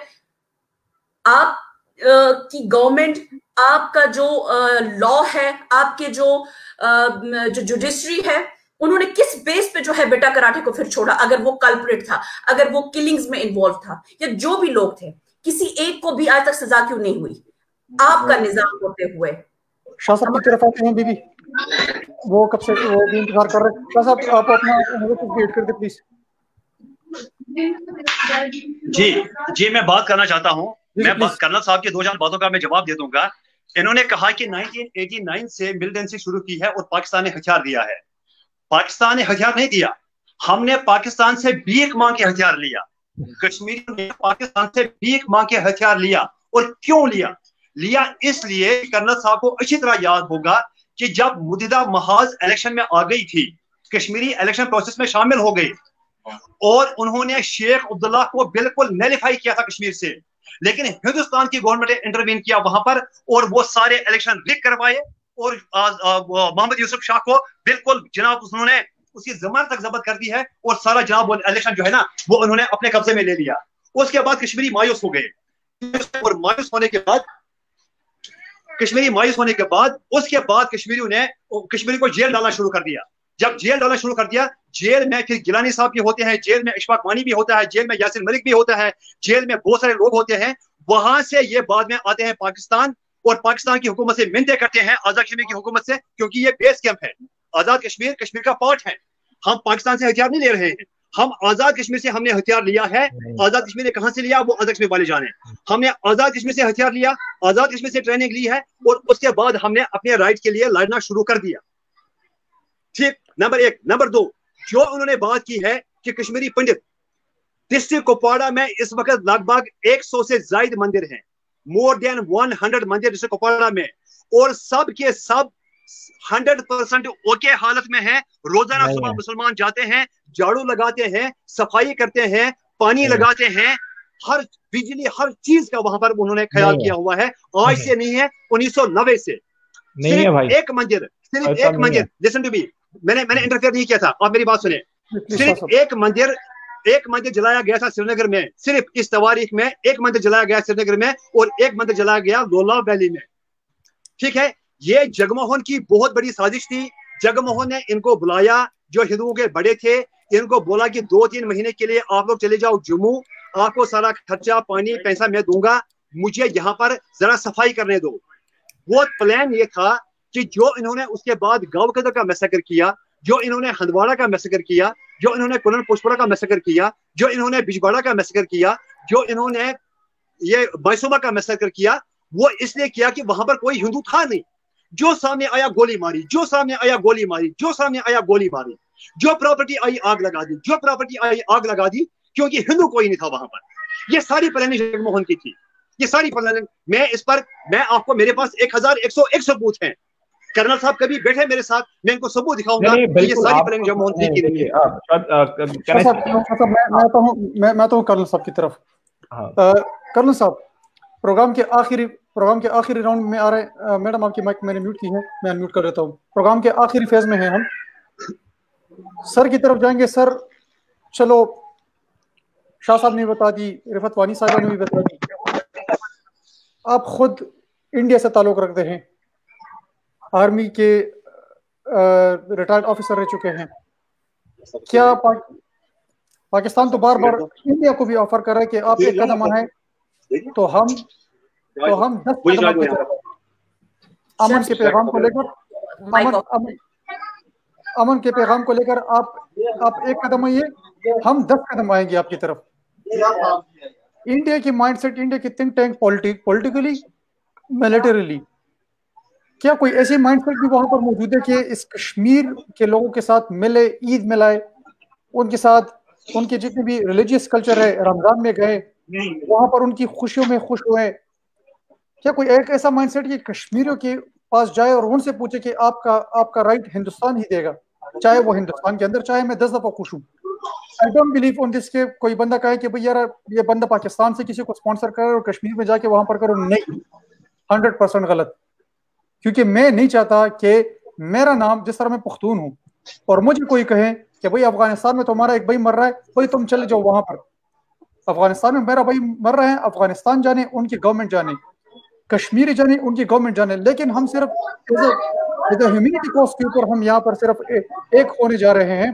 कि क्या कोई वहां पर माइंडसेट ऐसा है कि कश्मीरियों को हक दे, कश्मीरियों की सदा सुन के, उनकी जो परसेप्शन है उनको मद्देनजर रखते हुए कि कश्मीर का जो राइट है, चाहे वो पाकिस्तान के साथ जो चाहे 3 लोग हैं बकोले आपके, बहुत से थोड़े लोग होंगे, चाहे 10 लोग होंगे, अगर वो पाकिस्तान के साथ आना चाहे उसको पाकिस्तान आने दे। अगर 90 लोग हैं, 80 लोग हैं, वो इंडिया के साथ जाना चाहे, इंडिया आपके साथ चले जाए। 10 लोग हैं, वो कह रहे हैं कि भाई हमें इंडिपेंडेंट रहना है, इंडिपेंडेंट रहे। कोई क्या ऐसा माइंडसेट है वहां पर? क्या इंडिया इस तरफ जाना चाहता है? देखिए, ये इतना आसान, मतलब सुनने में ये आसान लगता है, लेकिन ऑन ग्राउंड इतना आसान नहीं है, सबसे पहली बात। और मैं आपके उसमें भी आऊंगा, लेकिन मैं शोएब साहब, इनकी जो 2-3 चीजों का मैं जरूर बात करना चाहूंगा। इनका ना, ये जो बोल रहे हैं कि कश्मीरियों ने मांगा हथियार, अरे आप कश्मीर में आके पूछिए, आप उनसे, उन माताओं से पूछिए जिनके बेटे वहां से गए, मैं मिला हूं उनसे। आप उनके पिताओं से पूछो जिनके बच्चे गए हैं, मुझे मालूम है कैसे किया है। तो आप ये जो कह रहे हैं ना कि हमने मांगे थे, मुझे पता नहीं आप कहाँ बैठे हैं, कौन से इलाके में बैठे हैं, जैसे बैठे हैं, लेकिन ये आप बात मान के चलिए, हथियार किसने सौंपे हैं, कौन पीछे चलते हैं, कौन सब कुछ सप्लाई करता है, ये सब कुछ पता है। तो प्लीज लेट्स नॉट आप एक आर्ग्यूमेंट से एक बोलना और एक फैक्ट बोलने में फर्क होता है। तो ये चीज चलिए, ठीक है, एक मैं उस चीज को मैं बिल्कुल क्लियर करना चाहता हूँ। आप एक आर्गुमेंट से, जैसे इसलिए मैंने पहले बोला, आप भावनाओं में बोल रहे हो, फैक्ट से नहीं बोल रहे हो। और फैक्ट ये है कि this is a Pakistan army sponsored terrorism. There is nothing short of that. Okay, तो मैं उसको वहीं पर, और ये मैं नहीं कह रहा हूं अकेला, ये पूरा दुनिया कह रही है। और सबसे बड़ी चीज ये है कि आज जो पाकिस्तान के अंदर कश्मीर का ही नहीं प्रॉब्लम है उनका, आज उनका प्रॉब्लम खुद है। और मैं ये बोल रहा हूं अपने एक्सपीरियंस से, यूनाइटेड नेशंस में मेरे पास कश्मीरी ऑफिसर्स मेरे दोस्त थे जो बोलते हैं, जो वापस जब जा रहे होते हैं कि दिनी साहब हमें ये पता नहीं चले जब हम जाएंगे तो आप हमारा क्या होगा। और वो कश्मीर में नहीं आ रहे थे, उनके इलाके में थे, और उन्होंने मेरे को पूरा बताया कि किस तरह से क्या क्या होता है। तो आप ये मत समझिए कि मुझे नहीं पता कि क्यों होता है, कैसे होता है, वो पता है ना। आपका जो पॉइंट है बहुत वैलिड पॉइंट है इसमें। अभी देखिए जैसे मैडम भी ये जो कह रहे हैं, अभी मैं केरला से हूं, आपको पता है कितने कश्मीरी लड़के यहाँ पर पढ़ाई करते हैं? आपको पता है इसके बारे में? वो मलयालम भी बोलते हैं और वो यहाँ रहते हैं और यहाँ रह के पढ़ते हैं, वो यहीं के लोग की तरह पढ़ते हैं। और यहाँ पर आपको सुन के हैरानगी होगी कि वो यहाँ कर पढ़ते हैं, लेकिन पता ही नहीं है लोगों को। पता उन्हीं को है, जब गोली चलती है तो उनके बारे में पता रहता है। एक किसी ने एक बंदूक लेके फेसबुक में फोटो डाल दी तो वो हीरो बन जाता है। लेकिन जो कितने बच्चे ऐसे हैं जो बाहर जाके पढ़ाई कर रहे हैं, अपना एक कोई बनना चाहते हैं, कुछ करना चाहते हैं, वो एक साइलेंट मेजॉरिटी रहती है। और वो मुझे पूरा यकीन है, क्योंकि मैं एज अ होस्ट आपसे एक इस्तदार रखता हूँ। मैं ये नहीं चाहता कि वहां पर जितने ट्रेनें बनी है, हवाई अड्डे बने हैं, उनको जो है ना कितना आईटी का सिस्टम वहां पर मौजूद है, कितने लोग ग्रेजुएट हो गए, जहां पर हम खुश हैं वो तो उनका तो क्रेडिट चलो इंडिया को जाने दे कि वो बनता है जवाब। लेकिन जहां पर मसला है उस मसले की से जो है ना शुरुआत करते हैं कि मसला कैसे हल हो जाए। मसला हल होते ही आपकी जितनी भी काविशें हैं वो हम सराहेंगे, पाकिस्तान से सराहेंगे, जिस तरह आज हम बांग्लादेश को सराह रहे हैं कि हमसे जुदा हुआ और आज अल्हम्दुलिल्लाह इनकी इकोनॉमी हमसे अच्छे दर्जे में जा रही है, तालीम हमसे अच्छे दर्जे में जा रही है, इंपोर्ट एक्सपोर्ट में हमसे अच्छे हैं। हम फैक्ट्स के ऊपर बात करते हैं तो हम आपसे भी बिल्कुल मैं इसी चीज की बात आपको बोल रहा हूँ कि किसने सोचा था 71 में जब बांग्लादेश, तब अगर मैं किसी पाकिस्तानी को ये बोलता 60s में कि भाई आपका जो है बांग्लादेश एक ईस्ट पाकिस्तान चला जाएगा और बांग्लादेश बनेगा और वो इतना तरक्की करेगा, तो बोलेगा नहीं, कभी नहीं हो सकता। तो मैं ये बोल रहा हूं आज आपको कि जो कश्मीर में बहुत सारे साइलेंट मेजॉरिटी ऐसे लोग हैं जो बोलना नहीं चाहते हैं क्योंकि वो डरते हैं, और वो ये चाहते हैं कि अमन का रास्ता भारत के थ्रू हो, ये वो चाहते हैं। लेकिन मैं बोल रहा हूँ वो डरते हैं, वो बाहर आकर नहीं बोलते हैं, ये मैं मान रहा हूँ। अब मैं ये नहीं बोल रहा कि मैंने बोला कि कंप्लीट है, मैं बोल रहा हूँ साइलेंट मेजॉरिटी। बीबी की तरफ भी मैं जाऊंगा, लेकिन सिर्फ आपसे ही आखिरी सवाल है आपसे और प्रोग्राम की पॉइंट अप की तरफ जा रहे हैं। जिस तरह आप लोगों ने वहां पे डोमिसाइल लॉ भी जो है ना इम्पोज किया कि डोमिसाइल जो है ना वहां पर आप दे रहे हैं, उसकी एक बहुत बड़ी एक अलग सा डिबेट बनती है। लेकिन सिर्फ आपसे ये पूछते हैं कि जिस तरह आप बता रहे हैं कि वहां पर एक साइलेंट नेशन है, वो कहते हैं कि हम आजाद तो होने देना उनको, ये लॉकडाउन खत्म करे, ये अपने मिलिट्री को निकाल ले, यहाँ पर जो भी पुलिस को सौंप दे, ये हालात पुलिस को सौंप दे और फिर अपनी ही, चाहे वो यूएन सॉल्व करे, चाहे पाकिस्तान सॉल्व करे, चाहे इंडिया सॉल्व करे, इन जो लोग अपने घरों में महसूर है इनको घर से बाहर आने दे और फिर let them decide whether they want to go with you। जिस तरह बता रहे हैं कि बहुत से लोग हैं साइलेंट, तो इस साइलेंट लोगों को आप अपनी तरफ एक्सेस दे दे, घरों से आजाद करे, उनकी मार्केटें खुलवा दे, उनके हाथ खुलवा दे, ताकि फिर वो डिसाइड कर सके कि चाहे वो इंडिया की तरफ जा रहे हैं, चाहे पाकिस्तान की तरफ जा रहे हैं, चाहे वो इंडिपेंडेंट रहना चाहे। बीबी की तरफ जा रहा हूँ आखिरी फेज में। बीबी आपकी जी आप कमेंट करें, आप कमेंट करें प्लीज। तो मैं यही बोल रहा हूँ कि इंशाल्लाह एक दिन ऐसा आएगा, कोई शक नहीं है उसमें। लेकिन वो दिन कैसे होगा, जैसे आप बोल रहे हो ना कि आर्मी जाएगी, वो कब जाएगी? तो आप देखिए 2 दिन पहले ही वहां पर एक बीजेपी का लीडर और उनके जो परिवार को मारा गया। कश्मीरी था, वो कश्मीरी मुस्लिम था, उसको मारा गया। किसने मारा उसको? तो जिस दिन ऐसे हालात बंद हो जाएंगे उस दिन आर्मी भी जाएगी वहां से, और जम्मू एंड कश्मीर पुलिस कर सकती है, ऐसी बात नहीं है। जिस दिन मिलिटेंसी खत्म हो जाएगी, टेररिज्म जो है पाकिस्तान से आना बंद होगा, ये सब शांति हो जाएगी, उसमें कोई शक। बीबी आपकी तरफ आते हैं। माइक सॉरी, इसका प्रोग्राम का आप जो है ना थोड़ा सा टाइम अगर बढ़ा दें तो अब क्योंकि बात मुकम्मल करने में जो है आसानी रहेगी प्लीज। दूसरी बात यह है कि सर ने यहाँ पे बहुत सारे पॉइंट्स उठाए हैं, ठीक है। सबसे पहले तो सर ने कहा कि जो गन मूवमेंट की बात हुई, क्योंकि मैंने गन मूवमेंट के ऊपर बात नहीं की। सर ने कहा कि ये पाकिस्तान से जो है गन आया, बिल्कुल कोई दो राय नहीं है, कोई शक नहीं आया, ठीक है। जो चीज सही है वो सही है। गन आया, जब लोगों को लगा कि क्योंकि मैं उस टाइम बहुत छोटी थी, मुझे उसके बारे में नहीं पता कि क्या क्या रीजंस रहे होंगे उठाने के, जिस शख्स ने उठाई उसकी क्या अपनी क्या मजबूरियां रही होंगी, लेकिन मुझे आज पीएचडी स्कॉलर अपने कश्मीर के अंदर गन उठाते हुए दिखते हैं। मुझे एक डॉक्टर, एक इंजीनियर गन उठाता हुआ दिखता है। मुझे एक जो है एक 14 साल का बच्चा गन उठाता हुआ दिखता है। उसको तो पाकिस्तान ने नहीं वर्गलाया ना, वो उसी सिस्टम में बड़ा हुआ, उसी सिस्टम ने उसको जो है मजबूर किया गन उठाने के लिए। तो सर आपने उस सिस्टम के लिए, आपकी जो गवर्नमेंट है या जो आपकी वहां पे जो एस्टेब्लिशमेंट मौजूद है, उन्होंने उसके लिए क्या किया? आप तो उनको मौका भी नहीं देते हो घर वालों से बात करने का। नंबर 2, आपने बात की गन मूवमेंट की कि गन मूवमेंट खत्म हुआ होता तो जो है बहुत सारी चीजें ठीक हो जाती। मैं खुद भी, मैंने पहले भी बात की कि मैं गन को सॉल्यूशन ही नहीं समझती हूँ। गन जो है वो लास्ट ऑप्शन होना चाहिए। लेकिन अब एक डिस्प्यूटेड टेरिटरी में इस तरह की चीजें होती हैं। क्या आपके नागालैंड, आसाम, वहां पे जो है मॉइस्ट ने गन नहीं उठाई हुई है? वो आपकी आर्मी को नहीं मारते हैं? क्या खालिस्तान मूवमेंट में जो है गन नहीं उठी? क्या उन लोगों ने नहीं उठाई? ये हर मूवमेंट में होता है। क्या बलूचिस्तान में कुछ अगर इश्यूज हुए वहां पे लोगों ने नहीं उठाई? ठीक है, इसी तरह अफगानिस्तान में कुछ हुआ, वहां पे लोगों ने गन नहीं उठाई।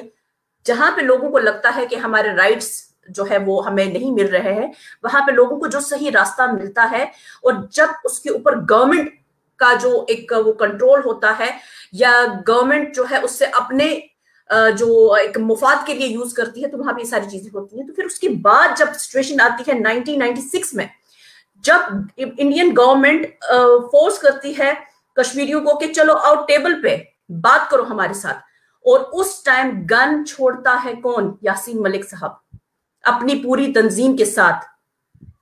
उसने गन छोड़ी। उसने कहा ठीक है, अगर मौका मिलता है तो मैं गन से ज्यादा मैं डायलॉग को प्रेफर करूंगा। वही यासीन मलिक जो आज जेल के अंदर बंद है, वही यासीन मलिक जो एक पॉलिटिकल सॉल्यूशन, गन छोड़ के एक पॉलिटिकल सॉल्यूशन की तरफ जो है वो आना चाह रहा था, वो एक पॉलिटिकल डायलॉग को जो है स्पेस देना चाह रहा था। वो उस जो वहां पे खित्ते के अंदर जो प्रोग्रेस जो चीजें गलत हो रही हैं उसको एक पॉलिटिकल प्रोसेस के तहत जो है रिजॉल्व करना चाहता था। ही इज इन प्रिजन, ठीक है, उसकी फैमिली से मिलने नहीं दिया जा रहा। तो इस पे भी आपका जो है मैं स्टांस में जरूर सुनना चाहूंगी कि जिन लोगों ने गन छोड़ी, आपने तो उनको भी चुन चुन के मारा। जो उनके साथ उनके साथी थे उनको भी चुन चुन के मारा, उनको जो है जेल में डाला। फिर उसके बाद आपने कहा कि मैं पाकिस्तान के बहुत से जो एक्टिविस्ट हैं, मैं जो बलूचिस्तान से हैं या कहीं से हैं, मैं जब उनसे मिलता हूं तो वो कहते हैं कि कर्नल साहब पता नहीं इसके बाद आप हमें देख पाएंगे कि नहीं देख पाएंगे। सर नहीं, मैंने ऐसा नहीं बोला। आई थिंक आपने गलत सुना। मैं पॉइंट नोट कर रही हूं। पाकिस्तान आर्मी ऑफिसर्स के बारे में बता रहा था, पाकिस्तानी आर्मी ऑफिसर्स। चले शायद मेरे सुनने में गलती हुई हो, लेकिन मैं अपने जर्नलिस्ट की बात करूंगी। हमारे जर्नलिस्ट को जो है उठा के ले लिया जाता है। आप, हमारी एक बहन है Masrat Zahra, she was a photo journalist, उसके ऊपर आपने यूपीआई लगा दिया। फिर उसके बाद आज जो है जिन लोगों ने जो शाहीन बाग में जिन सिखों ने लंगर लगाया था लोगों के लिए खाना देने के लिए, उन बेचारे बच्चों के ऊपर, जो उन सिख लड़कों के ऊपर जो है यूपीए लगा दिया गया। फिर उसके बाद जो है क्या कहते हैं, जो हमारे जो न्यूज रिपोर्टर्स हैं उनको जेलों में बंद कर दिया गया। जो हमारे जो स्टूडेंट्स हैं उनको जो है घरों से उठा के लेके गए। वहां पे तो कोई हमारे लिए तो इंसाफ या हमारे हुकूक नाम की तो कोई चीज रह ही नहीं गई कश्मीर में। उसके ऊपर जो लास्ट पॉइंट डोमिसाइल का था, मैं उस पर बात करना चाहूंगी। Sir, we are under pressure, ठीक है, हम थ्रेट फील करते हैं इंडियन गवर्नमेंट के हर मूव को। आपने आर्टिकल 370 हटाया, हम खामोश रहे। आप ला के वहां से इंडियन गोरखा को जो है 7000 गोरखास को आप जो है वहां पे डोमिसाइल इशू करते हैं, तो आप दूसरी तरफ से क्लेम करते हैं कि हमारे अपने लोग हैं। तो क्या ये हमें, हमारे लिए थ्रेट फील नहीं है कि कल को जो है हमारी जमीन के ऊपर हमारा कब्जा नहीं रहेगा, हमारी डेमोग्राफिक चेंज हो रही है, क्यों कर रहे हैं? आप हमें क्या इस तरह से जीतना चाहते हैं? क्या आप हमें इस तरह से जो है अपना बनाना चाहते हैं? आपका हर मूव हमारे खिलाफ है। आपने हमें 1 साल से बंद रखा हुआ है, हमारे बच्चों को बंद रखा हुआ है, हमारे बच्चे मेंटली डिस्टर्ब हो गए हैं घर में बैठ बैठ के, उसके ऊपर कोरोना की डिजीज है। और आपके यात्रीज के लिए कोरोना नहीं है, लेकिन हमारे लोगों के लिए कोरोना है, वो बाहर नहीं निकल सकते, उनके लिए जो है टूरिज्म को जो है वो ओपन कर दिया गया है, लेकिन हमारे बच्चे जो है वो घरों में रहें, उनका मुस्तकबिल तबाह हो, हमारी इकोनॉमी तबाह हो। हमारी इकोनॉमी तबाह होना, अगर हम आपका अटूट अंग है सर, कश्मीर आपका अटूट अंग है, ठीक है, यही क्लेम है ना आपका। मैं आपकी स्टांस पे बात करती हूँ, कश्मीर आपका अटूट अंग है सर, तो आप अपने ही अटूट अंग की इकोनॉमी को तबाह कर रहे हैं, आप अपने ही अटूट अंग का जो है फ्यूचर तबाह कर रहे हैं, आप अपने ही अटूट अंग का जो है वहां पे ला के उनके हुकूक जो है वो औरों को दे रहे हैं, वहां पे उनको थ्रेट फील हो रहा है कि हमारी जॉब जो है उनके जो है हमारा उनके ऊपर हक नहीं रहेगा। आप जो है हमारे बच्चों का जो जवाब देने का मौका दीजिए प्लीज। हाँ मैंने उनसे कहा कि टाइम थोड़ा सा बढ़ा दे, मैंने रिक्वेस्ट की है। तो हमारा अपने आप को सिक्योर फील नहीं करते, आपने हमें सिक्योरिटी देने के लिए क्या किया? हमारा ट्रस्ट विन करने के लिए कभी भी इंडियन गवर्नमेंट ने कुछ नहीं किया है। ओके, लास्ट बात जो आपने की कि जो अभी एक बंदा मारा गया बीजेपी का, आपको बीजेपी का बंदा नजर आया वो मारा गया? नहीं, लास्ट आदमी, लास्ट मैं बोल लास्ट, सबसे लास्ट, लेटेस्ट, उसकी बात कर रहा हूँ। उससे पहले भी कितने लोग हुए? मैं तो सारी बातें लेटेस्ट करूंगी, मैं तो पुरानी बुजुर्गों वाली उसमें दौर में थी ही नहीं, मैं उसकी बात नहीं करूंगी, मैं अभी लेटेस्ट ही बात करूंगी। मैं ये कहना चाहूंगी, आपने उनकी बात की, आपको छोटा सा 3 साल का बच्चा सयाद नजर नहीं आया जिसको उसके नाना की लाश के ऊपर बिठा के जो है ना आपकी वहां पे सीआरपीएफ तस्वीर खिंचवाती? नहीं सर, वो गलत है। आपको ही पता है किसने किया वो उस पे हम we will not get into an argument, we will not get into an argument, you also know it, I know it is not। Sir आप झूठ बोल सकते हैं, मैं झूठ बोल सकती हूँ, रोमान साहब झूठ बोल सकते हैं, शुएब शाह साहब झूठ बोल सकते हैं, एक 3 साल का बच्चा कभी झूठ नहीं बोलेगा। देखिए madam, we will not get into that because अगर हम उसमें जाएंगे ना तो हमें इंफॉर्मेशन वॉरफेयर और अलग अलग चीजों पे जाना पड़ेगा। उसको छोड़ दीजिए क्योंकि मुझे पता है कि उसका सच्चाई डिफरेंट ओपिनियन, आई थिंक छोड़ दीजिए उसको। सर मैं जो है ना आपके ओपिनियन को मैंने बहुत रिस्पेक्ट दी है, मैं अपना ओपिनियन रख रही हूँ ना, इतना तो मुझे मेरा भी ओपिनियन ये है कि इट्स वो कैसे वो मेरा अपना भी एक ओपिनियन है उसमें। बिल्कुल, मैं आपके ओपिनियन की बहुत रिस्पेक्ट करती हूँ। मैं ये कहना चाहती हूँ, मेरा लास्ट पॉइंट ये है कि आपने बात की कि वो बंदा मारा गया, ठीक है, आपकी वहां पे 8 लाख अबाउट जो है आर्मी वहां पे आर्म फोर्सेस जो है वहां पे मौजूद हैं, वो सीआरपीएफ है, रेगुलर जो आपकी आर्मी है, जो आपके बाकी और हैं, पुलिस है, जेके पुलिस है, वो सारी मिला के वो भी आपके लिए ही काम कर रही है, ठीक है। तो मुझे आज तक समझ नहीं आया कि ये जो अननोन गनमैन है, जिनको जो है कोई जहादी तंजीम भी जो है वो एक्सेप्ट नहीं करती, वो कहां से आते हैं और आपको पता नहीं चलता। फिर आप कहते हैं कि पाकिस्तान जो है वेपन बेचता है। आपने इतनी बड़ी वहां पे दीवारें लगाई हुई हैं, आपने इतनी बड़ी आर्मी वहां पे खड़ी की हुई है, वो जो नो मैंस लैंड है वहां पे माइंस बिछे हुए हैं, तो आपकी आर्मी कर क्या रही है? मींस फिर ये तो आपके जवानों से सवाल पूछना चाहिए कि वो आंसर करूंगा। ओके, शाह की तरफ आइए। तो फिर उसका इल्जाम भी आप हमारे ऊपर, और फिर आपकी खुद गवर्नमेंट कहती है कि भाई आज 100 मिलिटेंट्स रह गए या 150 मिलिटेंट्स रह गए।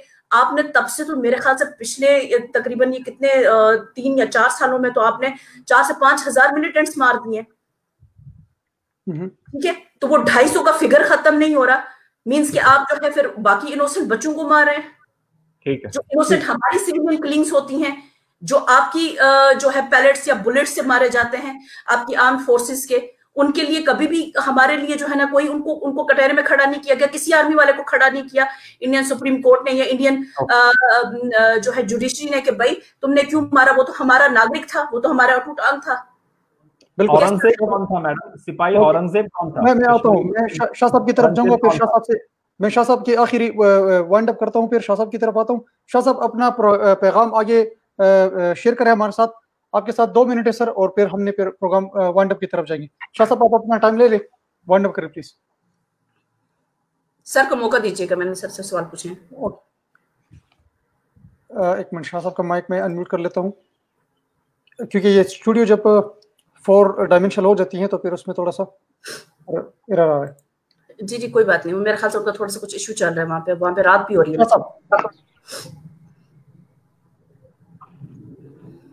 जी जी आप वाइंड अप करें शाह साहब, आपकी अपनी सवाल आपसे है कि कश्मीर के लिए आप ऐसा क्या विजन रखते हैं कि इसके लिए क्या होगा, मतलब है कि वहां पर जिस तरह बीबी ने बच्चे की बात की है, सर भी बोल रहे हैं कि वहां पर कुछ ऐसे इनविजिबल लोग हैं जो कि इंडिया का नाम ले रहे हैं या पाकिस्तान का नाम ले रहे हैं, बीच में से कश्मीरी मरवा रहे हैं। आपके जहन में ऐसा क्या विजन है, ऐसी कौन सी थ्योरी है जिसको हम समझे कि अगर कुछ खास हद तक ये वाली इस थ्योरी पर भी बात चलेगी कि आप वहाँ के बासी रह चुके हैं? कर्नल साहब से गुजारिश करूंगा कि कर्नल साहब का ताल्लुक केरला से है और केरला हिंदुस्तान का सबसे पढ़ा लिखा और सोबर किस्म के लोग, बड़े कूल माइंडेड लोग हैं। अगर इसी कुर्सी पर जीडी बख्शी ना तो मेरा मोबाइल टूट गया होता जहां पर कर्नल साहब बैठे हुए हैं। तो मैं गुजारिश करूंगा कर्नल साहब से कि अपने जैसे कोई 100-200 बंदे इकट्ठे करें, उनको थोड़ी सी अपनी अकल दे दें, उन्हें बताएं कि नरेंद्र मोदी को समझा दें। नरेंद्र मोदी ने छाती ठोक के बोला, 56 इंच छाती ठोक के बोला कि मैंने मुक्ति बानी बनाई। अगर उसने छाती ठोक के बोला कि मैंने मुक्ति बानी बनाई तो पाकिस्तान भी छाती ठोक के बोलेगा कि मैंने कश्मीरी मुजाहिदीन बनाई। तो मसला तो इससे हल नहीं होगा। मसला हल होगा कि हिंदुस्तान को होश के नाखून लेने पड़ेंगे, उनको मसला कश्मीर को एक मसला मानना पड़ेगा, उनको टेबल पर आना पड़ेगा।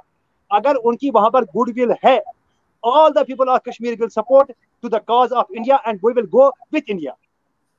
अगर इंडिया को ये डर नहीं है, अगर इंडिया समझता है कि हमारी यहाँ पर अच्छी शय है, हमारा यहाँ पर हमने डेवलपमेंट की है, हमने एयरपोर्ट बनाया है, कॉलेज बनाए हैं, अस्पताल बनाए हैं, स्कूल बनाए हुए, तो फिर डर किस चीज का, फिर खो किस चीज का? हटाएं उठाएं इसको जनाब मोहतरम, ये कर्फ्यू खत्म करते हैं, लॉकडाउन खत्म करते हैं और बोले पाकिस्तान को। बेहतरीन मौका है हिंदुस्तान को इमरान खान से बात करने का। अगर कल को यही बात किसी मार्शल के लीडर के साथ करनी पड़ी ना तो ये कामयाब नहीं होंगे बात करने में। आज इनके पास बेहतरीन मौका है, इमरान खान की सूरत में इनके पास बहुत अच्छा और ब्रॉड विजन वाला लीडर है, उसे ये बात करें, कश्मीर की बात करें और कश्मीर का मसला फॉर एवर हल करें और खुद भी गुर्बत से निकले, पाकिस्तान को भी गुर्बत से निकालें और कश्मीर को कब्रों से निकालें, कश्मीर को मौत से बचाएं। बहुत शुक्रिया सर। शाह साहब ने एक लास्ट में शाह साहब ने जो पॉइंट कही है, इसमें कुछ खास हद तक मैं इत्तेफाक रखता हूं कि जो इमरान खान है वो बार बार एक ही मुद्दे को बार बार एक्सपोज करता रहता है हर फोरम पर कि लेट कश्मीर स्पीक। जिस तरह सर की तरफ में जाऊंगा और वो बीबी ने भी कुछ सवाल पूछे हैं, वो पॉइंट शायद आपने नोट किए होंगे।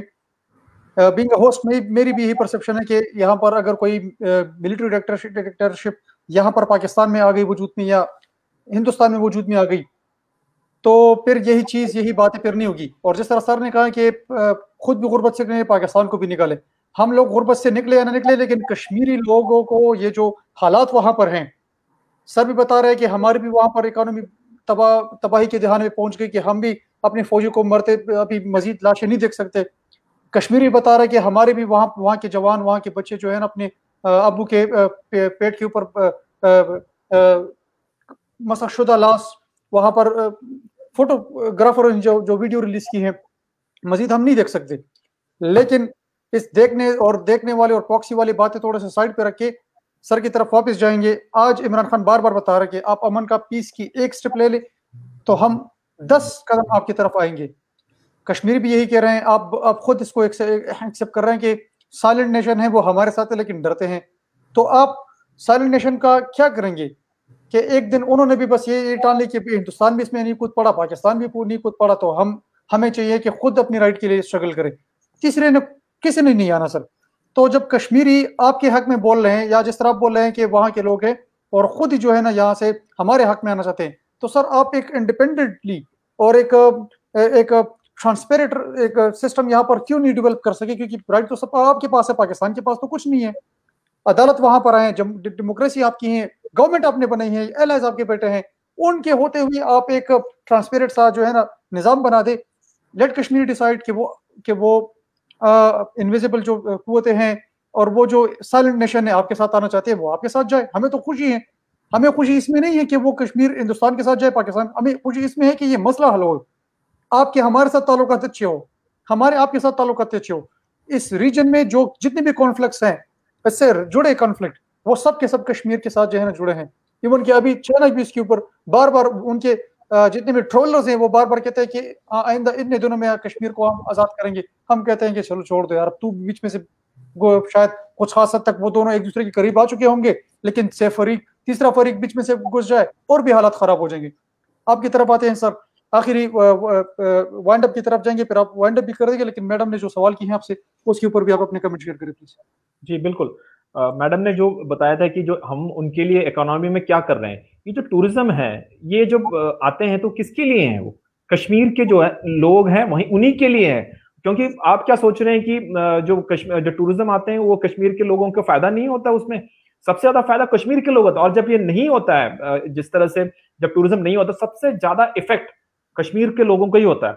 अब ये अमरनाथ यात्रा, मैं खुद अमरनाथ यात्रा का बंदोबस्त देखा हुआ है, सबसे ज्यादा जो लोग वो आते हैं, वो जो क्या बोलते हैं घोड़े और ये सब लेके आने वाले, सबसे ज्यादा लोग वो देखते हैं कि कब यात्रा हो, हमारे लिए कब कुछ पैसे का प्रबंध हो। आपने आप देखना चाहिए कितने ज्यादा लोग वहां पर इसके ऊपर डिपेंडेंट है।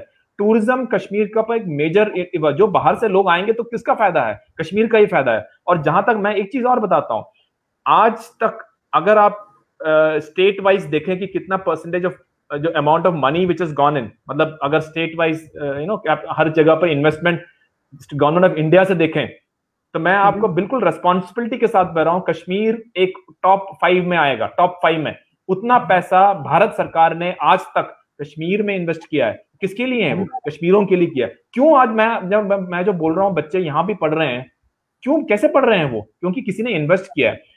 इसलिए मैं ये नहीं बोल रहा हूं कि सब कुछ ठीक है, मैं कभी नहीं बोलूंगा कि सब कुछ ठीक है, everything is fine. No, there are issues, there are problems, there are conflicts, but that is not the only story.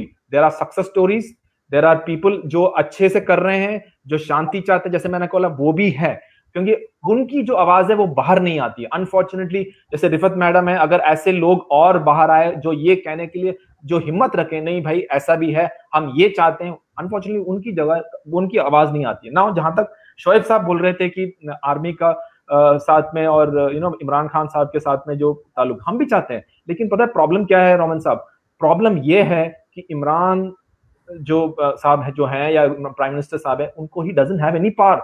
उनके हाथ में कुछ नहीं है, उनके हाथ में तो कुछ भी नहीं है। उनको ये भी नहीं पता कि अब वो वहां पर प्राइम मिनिस्टर रहेंगे भी नहीं रहेंगे। अभी आपको पता है कि पाकिस्तान में जो बातें चलती है -1, ये -1 क्या है आपको पता है कि क्या है, किस चीज के बारे में होती है? -1 की बातें होती रहती है वहां पर।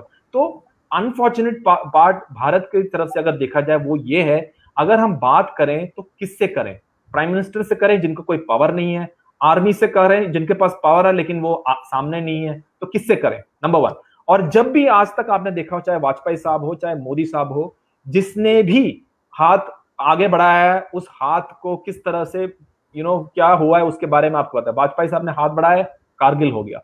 मोदी साहब ने हाथ बढ़ाया, कितने सारे अटैक्स हो गए। तो ये सब चीजें हैं, इसमें इश्यूज हैं। ऐसे नहीं है कि यहां से किसी ने भी पीस नहीं चाहा है। सबसे पहले जब मोदी साहब ने आए थे, सबसे पहले नवाज शरीफ साहब को बुलाए थे, वो आए थे, नवाज शरीफ साहब के घर पे गए थे, वो शादी अपने शायद बेटी की शादी में वो पहुंचे थे। तो ये सब क्या दिखाता है कि हम भी चाहते हैं अमन हो, लेकिन एक ऐसा शक्ति है जो पाकिस्तान में है, जो कंट्रोल करता है। आपको भी पता है, मुझे भी पता है कौन है वो। जब तक वो नहीं मानेंगे तब तक शांति नहीं होगी। और जहां तक हमारा है, हम भी ये चाहते हैं कि इसमें अमन हो, हम भी चाहते हैं कि कश्मीरियों की सुनी जाए। इसे आपने जैसे लिखा है ना, कश्मीरी टू डिसाइड, मैं भी जानता हूं कश्मीरी डिसाइड। और मैं लेकिन मेरा ये मानना है, उसके साथ में ब्रैकेट में, silent majority has already decided, is my take on it. Of course people like Rifat Wani madam साहब will also always be there, they have a place there. I am not saying that they don't have a place, they have a place. Just like India में हर जगह पर आप कहीं पे भी जाओ, इंडिया का सबसे बड़ी खूबी यही है कि हर आदमी को एक ओपिनियन होता है, और ओपिनियन बिल्कुल खुलेआम बोल सकता है। चाहे वो मोदी साहब के बारे में हो, चाहे मेरे बारे में हो, चाहे किसी के बारे में हो, कुछ भी बोल सकता है बिना कोई डरे। ये कश्मीर में भी जो होना चाहिए, ये कश्मीर में भी है अभी, लेकिन और भी बढ़ सकता है, उसमें कोई शक नहीं है। तो मैं I am seeing in the positive light that in the coming years when people like Rifat Wani and all those madam who are the younger generation, when they come up, I think little more sense will come in। थोड़ा सा आएगा कि यार ये हथियार वाला मसला है, इसको पहले हटाया जाए, और बातों से और इंटेलेक्चुअली हम इसको किस तरह से एक सोल्यूशन लेके आए, मेरे ख्याल से उस तरफ में जाएंगे और एक पीसफुल सोल्यूशन वहां पर होगा। सर जी सर, मैं पाकिस्तान से बिलोंग करता हूं, तो पाकिस्तान को मैं रिप्रेजेंट कर रहा हूं पब्लिकली। मैं चूंकि पाकिस्तान तहरीक इंसाफ का पेड वर्कर तो नहीं हूं, लेकिन सिर्फ एज अ पाकिस्तानी सिटीजन, जिस तरह आपने कही कि पाकिस्तान इमरान खान के साथ पावर नहीं है, इंसिडेंट होती हैं आपकी यहाँ पर बालाकोट में, आपका pilot with in a day prime minister Imran Khan ने ही रिलीज कर दिया था। प्राइम मिनिस्टर इमरान खान ने ही स्पीच किया था उस दिन के हम रिटेलिएट करेंगे, और फिर बाद में जो हुआ आपने भी देख लिया सर। लेकिन वो जो कहता है वो करता भी है। अनफॉर्चुनेटली यहाँ की सूरत हाल ये है कि वो मशहूर है कि वो भीख मांग रहा है, लेकिन वो इस बात पे मशहूर है कि वो अपनी कौम के लिए मांग रहा है। एक लीडर जिसके बच्चे का रोजी रोटी, जो भी साहिब इख्तियार है, चाहे वो जर्नल है, चाहे वो काजी हैं, चाहे वो हाकिम, जितने यहाँ के पावरफुल लोग हैं, उन्होंने कौम का पैसा यहाँ से लेके बाहर मुल्कों में अपनी इन्वेस्टमेंट की है। उन्होंने खाया, उन्होंने पिया, मिल के खाया, जम के खाया। लेकिन ये एक बंदा है जिसके ऊपर हम फिर ट्रस्ट कर सकते हैं कि ये बंदा कम से कम खा तो नहीं रहा, बाहर लेके नहीं जा रहा, लेकिन बाहर लोगों को बता रहा कि भाई मेरे पाकिस्तान को डेवलप करने के लिए बरा मेहरबानी पाकिस्तान को पैसा दे दो, इसके अवाम को पैसा दे दो। तो इसके ऊपर मैं सिर्फ ये कमेंट करूंगा, इसके पास इख्तियारात हैं, ये ऐसी बात नहीं कि इख्तियारात नहीं है, इख्तियारात हैं, इसके लिए तभी तो आपका लीडर जो है ना, आपका विंग कमांडर जो है ना, वो रिलीज होगा। बीबी की तरफ आते हैं। बीबी, आप क्या कहना पसंद करेंगे आगे की कश्मीरी की फ्यूचर क्या है आखिर? मतलब है कि कहाँ जाएंगे? पाकिस्तान की तरफ देखे तो भी कोई लेटेस्ट ट्वीट हमें ना तो जनरल बाजवा का नजर आया, आसिफ गफूर साहब का, ना तो इमरान खान का कोई लेटेस्ट ट्वीट आया कि भाई कश्मीर हमारा है। तो ऐसे में आप पाकिस्तान को भी देखते हैं, उधर भी देखते हैं, आप खुद अकेले हैं। इंडिया आपको बार बार क्लेम करे कि तो आप जो है ना, आप पाकिस्तान से ले रहे हैं, पाकिस्तान का आपको फंड कर रहा है, पाकिस्तान आपको हथियार दे रहा है। बीच में सूरत हाल है कि वहां पर फुल कंट्रोल पाकिस्तानी के साथ तो है कश्मीरी तक, आज़ाद कश्मीर तक, जहां पर और ज्यादा इख्तियारात है वो तो मकबूजा कश्मीर में है। तो जहां पर इनका इख्तियार है, उनसे आप क्या चाहते हैं? वे सामने बैठे हैं कर्नल साहब, आप उनसे पूछे, आप इनसे क्या चाहते हैं? नहीं, सबसे पहले तो सर ने मैंने सर का एक ही पॉइंट इसमें नोट किया, क्योंकि मैंने पहले भी कहा, वो अपने वतन को डिफेंड कर रहे हैं, मैं अपने वतन की बात कर रही हूँ, मैं अपने सरजमीन की, अपने मुल्क के, अपने लोगों को डिफेंड कर रही हूँ, या अपने स्टांस को डिफेंड कर रही हूँ जो मुझे लगता है कि बेहतर है। इसमें तो हमारी कोई लड़ाई नहीं है, ये तो एक जर्नल डिस्कशन हम कर रहे हैं, और इसमें हम तीनों में से किसी के इख्तियार में नहीं है। एक बहुत ही बड़ा पॉलिटिकल डिस्प्यूट है जिसको यूनाइटेड नेशंस तक जो है रिजॉल्व करने में नाकाम है। तो फिर हम तीन लोगों की तो मेरे ख्याल से I agree ma'am, I agree, हम लोगों की तो कहीं वो नहीं है। डिफरेंस ऑफ ओपिनियन है। डिफरेंस ऑफ ओपिनियन मेरा यहाँ पे है कि सर ने टूरिज्म की बात की कि टूरिज्म से कश्मीरियों को फायदा होता है। सर, टूरिज्म से कश्मीरियों को फायदा तब होता कि जब टूरिज्म कंटिन्यू रहता। पिछले एक साल से हमारा सब कुछ, स्पेशली आफ्टर 2016 अगर देखें, जब बुरहान वानी को शहीद किया जाता, उसके बाद हमारा टूरिज्म, हमारा जो इकोनॉमी है, हमारा जो ट्रेड है वो बंद हो गया। हमारा जो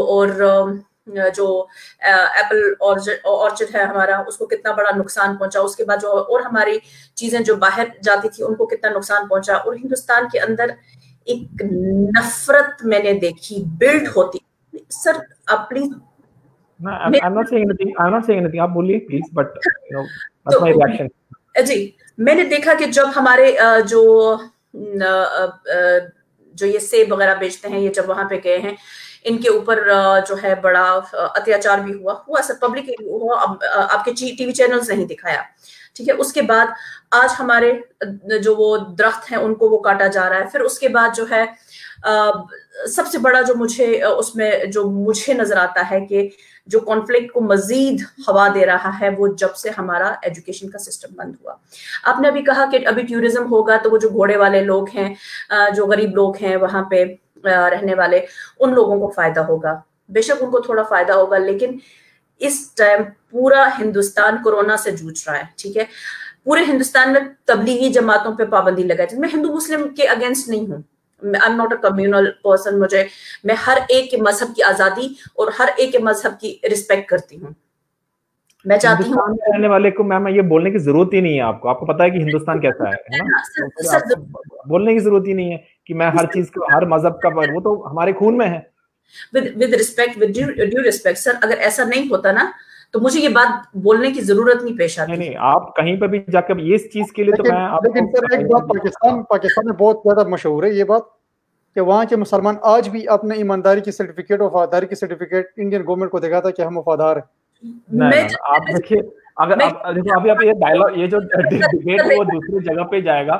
मैं जहां पर हूँ और जब मतलब मैंने आपको बता रहा हूँ और आपको भी पता है ये, I think again this is again sir बीबी लास्ट में वो वाइंड अप कर रहा है, बीबी वाइंड अप कर रहा है बीबी। मैं सर ने कहा कि वहां पे जो टूरिज्म है उससे कश्मीरियों को फायदा होगा, तो मैं कह रही हूँ कि जब वहां पे टूरिस्ट आएंगे तो क्या जो है हमारे पास गारंटी है कि वो कोरोना इन्फेक्टेड नहीं होंगे और वो कोरोना वायरस नहीं लेकर आएंगे, या रास्ते में उनको जो है वो नहीं लगेगा, या यहाँ से वो जाके हिंदुस्तान वो वापस इंडिया ही जाएंगे, वो कश्मीर से कोरोना वायरस जो है वो साथ नहीं लेके जाएंगे। और इतना पूरी दुनिया में इतना पैंडेमिक है, उस पे इस्लामिक जो रिलीजियस हमारा सबसे बड़ा इवेंट जो होता है वो हज है, वो हज तक बंद है।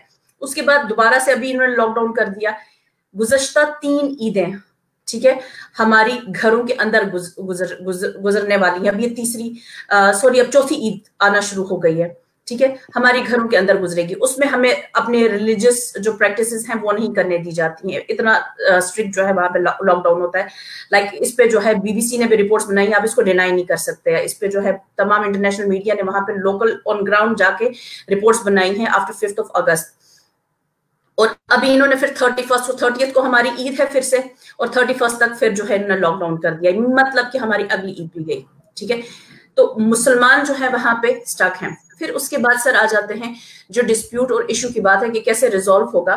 सर जब तक इंडिया और पाकिस्तान जो मैं अभी तक देख रही हूँ, दोनों का मूड नहीं बन रहा कोई वॉर शॉर करने का, ठीक है, दोनों करना नहीं चाहते वॉर। और स्पेशली जो मुझे पाकिस्तान की तरफ से दिखा, उनके अपने बहुत सारे इश्यूज हैं, उनकी इकोनॉमी के इश्यूज हैं, ये अभी बहुत जो कोरोना वायरस की वजह से भी उनका काफी ज्यादा वो हो रहा है। और उसके बाद में जो इमरान खान की जितनी भी मुझे अभी तक जो समझ आई है उनकी पॉलिटिक्स से, वो जंग के उसमें हक में नहीं है, वो उस पे कोई उनका नहीं है इरादा जंग करने का।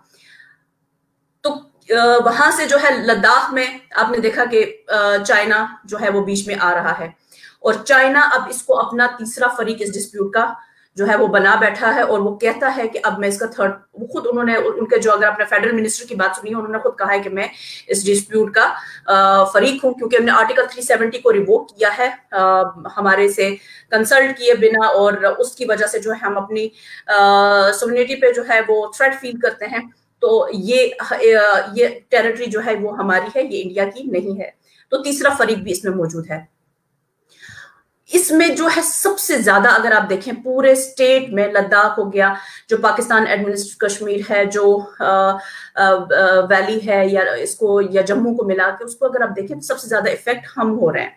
सबसे ज्यादा इफेक्ट जो है हम लोगों को बर्दाश्त करना पड़ता है, सबसे ज्यादा नुकसान हम लोग बर्दाश्त कर रहे हैं।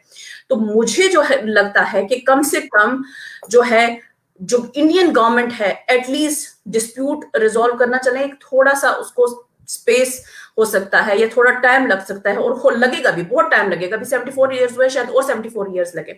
लेकिन कम से कम अगर आप इतना कहते हैं कि वहां पे 95% लोग हमारे साथ रहना चाहते हैं, 5% आजादी मांग रहे हैं, ये गवर्नमेंट ऑफ इंडिया का स्टांस है, तो आप कम से कम उन 95% लोगों के लिए तो आप थोड़ी सी वहां पे सहूलत पैदा करें ना। उन 95% लोगों को तो आप स्पेस देना।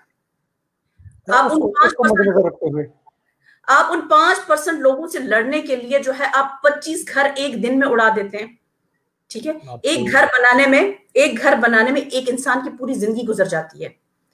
एक घर में वो मौजूद था, आप जो है उस घर के साथ 25 घर और उड़ा देते हैं, ठीक है। आप उन 95% लोगों का जो है ट्रस्ट तोड़ते हैं, वो जिनका आप खुद क्लेम करते हैं, मैं नहीं क्लेम कर रही हूँ, ये इंडियन गवर्नमेंट क्लेम करती है कि 95% हमारे साथ रहना चाहते हैं। आप उन 95% लोगों के बच्चों का जो है फ्यूचर दांव पे लगाते हैं, 1 साल स्कूल बंद रख के, कॉलेज बंद रख के, यूनिवर्सिटीज बंद रख के, उनका ट्रेड, उनका बिजनेस जो है बंद करके, ठीक है। तो उसके लिए तो है कम से कम एटलीस्ट उनके रिलीफ के लिए तो अगर इतनी ही सिंसियर होती गवर्नमेंट ऑफ इंडिया हमारे साथ, उनके लिए वो करती। और लास्ट चीज जो मैं कहना चाहूंगी कि वो लोग जो गवर्नमेंट ऑफ इंडिया के कॉन्स्टिट्यूशन पे यकीन रखते थे, वो लोग आज तक उनके ऊपर दोबारा से उनका ट्रस्ट बिल्ड नहीं हुआ। 1 साल के अंदर, 1 साल 5 अगस्त को 1 साल हो जाएगा, वो अभी तक जेल में है। महबूबा मुफ्ती, जिसने पहली मर्तबा बीजेपी को वैली का रास्ता दिखाया, उससे पहले तो कांग्रेस थी, वहां पे नामो निशान नहीं था बीजेपी का, उनके ऊपर ट्रस्ट नहीं हिंदुस्तान जो है वो कर सका। जो लोग हिंदुस्तान के कॉन्स्टिट्यूशन के ऊपर ओथ लेते थे, जो उसको मानते थे, फिर सर आप क्या एक्सपेक्ट करते हैं कि एक आम मेरी आप लोगों के बारे में क्या राय रखेगा और क्या सोचेगा जब आपने हमारा कॉन्स्टिट्यूशन खत्म कर दिया, आपने हमारे वो तमाम राइट्स जिन पे हमने आपके साथ एग्रीमेंट किया था वो सब आपने हमसे ले लिए। अब आप हमारी जमीन के ऊपर बाहर से ला के लोग भी बिठा रहे हैं और कह रहे हैं कि सारा ये मसला हल हो जाएगा और लोग एक्सेप्ट कर लें हमारी हर एक बात को। आपने हमें अपना बनाने के लिए आपने वाइंड अप कर रहे हो, आप ये इंट्रोडक्शन के साथ पूरा ही बताया जा रहा है। सर आप बताएं प्लीज, ये वाइंड अप। ये लास्ट जो पॉइंट है आपका, इसी पॉइंट से मेरा शुरुआत है। आपने बोला जो एग्रीमेंट हमारे साथ किए थे वो एग्रीमेंट वापस लिए, तो आप ये मानते हैं कि एग्रीमेंट आपके साथ हुआ था, लेकिन जब ये आर्टिकल 370 था तब तो आप, मतलब जो आपके जैसे एक छोटे से माइनॉरिटी पीपल, वो आप तब तो नहीं बोलते थे, तब तो बोलते थे कि भाई हमको तो कोई एग्रीमेंट ही नहीं है, हमारा कोई बात तो सुना ही नहीं था, ये तो हमारे पास। अब जब आर्टिकल 370 हटा तो आप बोलते नहीं हमारा तो एग्रीमेंट था। तो ये देखिए कॉन्फ्लिक्ट है, ये एक डबल स्टैंडर्ड्स दिखाता है, नंबर 1। नंबर 2, एक चीज मैम, अभी मेरे को वाइंड अप करने दीजिए, it's too late now because I think it's already 9 o'clock, so I'll just wind up in 2 more minutes. I think then we can just finish it off.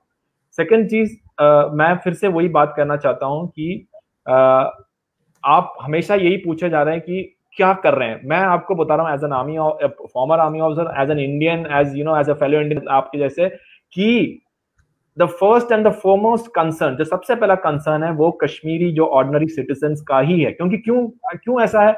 क्योंकि जब तक कश्मीरी के जो साधारण आदमी है या औरत है, जो बच्चे हैं, उनका ख्याल नहीं रखेंगे तो कैसे होगा कि वो बात मानेंगे कि भाई अब कौन सा अच्छा रास्ता है। वो हम भी जानते हैं।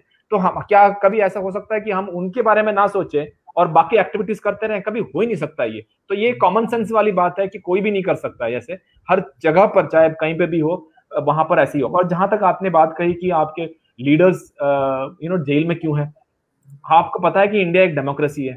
यहाँ पर जो एक होम मिनिस्टर साहब थे वो भी जेल में रह चुके हैं, अभी जो मैं नाम नहीं लेना चाहता, आप खुद पता लगा लेंगे कौन थे, ठीक है, जो खुद एक पिछले गवर्नमेंट में होम मिनिस्टर थे, वो खुद जेल में रह चुके हैं। तो यहाँ पर नेबरिंग हमारे कई सारे ऐसे नेता हैं जो कभी जेल में है, कभी बाहर आते हैं। ये डेमोक्रेसी है, this is democracy, this is not military ruled है, कुछ नहीं है, दिस इज डेमोक्रेसी। डेमोक्रेसी में ये सब चीजें होती है, कभी कोई अंदर आता है, कभी कोई पावर में बैठता है, वही चीज कभी कोई कहीं और जाता है। अब इसमें कहीं पर भी देख लीजिए, इंडिया के कोई भी स्टेट में उठा कर लीजिए, ये एक चीज चलती रहती है। ये आगे भी ऐसा ही होगा, केसेस होंगे, उसके कोर्ट केसेस होंगे, उसमें फिर कुछ लोग जेल में जाएंगे, फिर वापस आएंगे, वो सब चीजें चलता रहेगा। That is democracy at its best for you.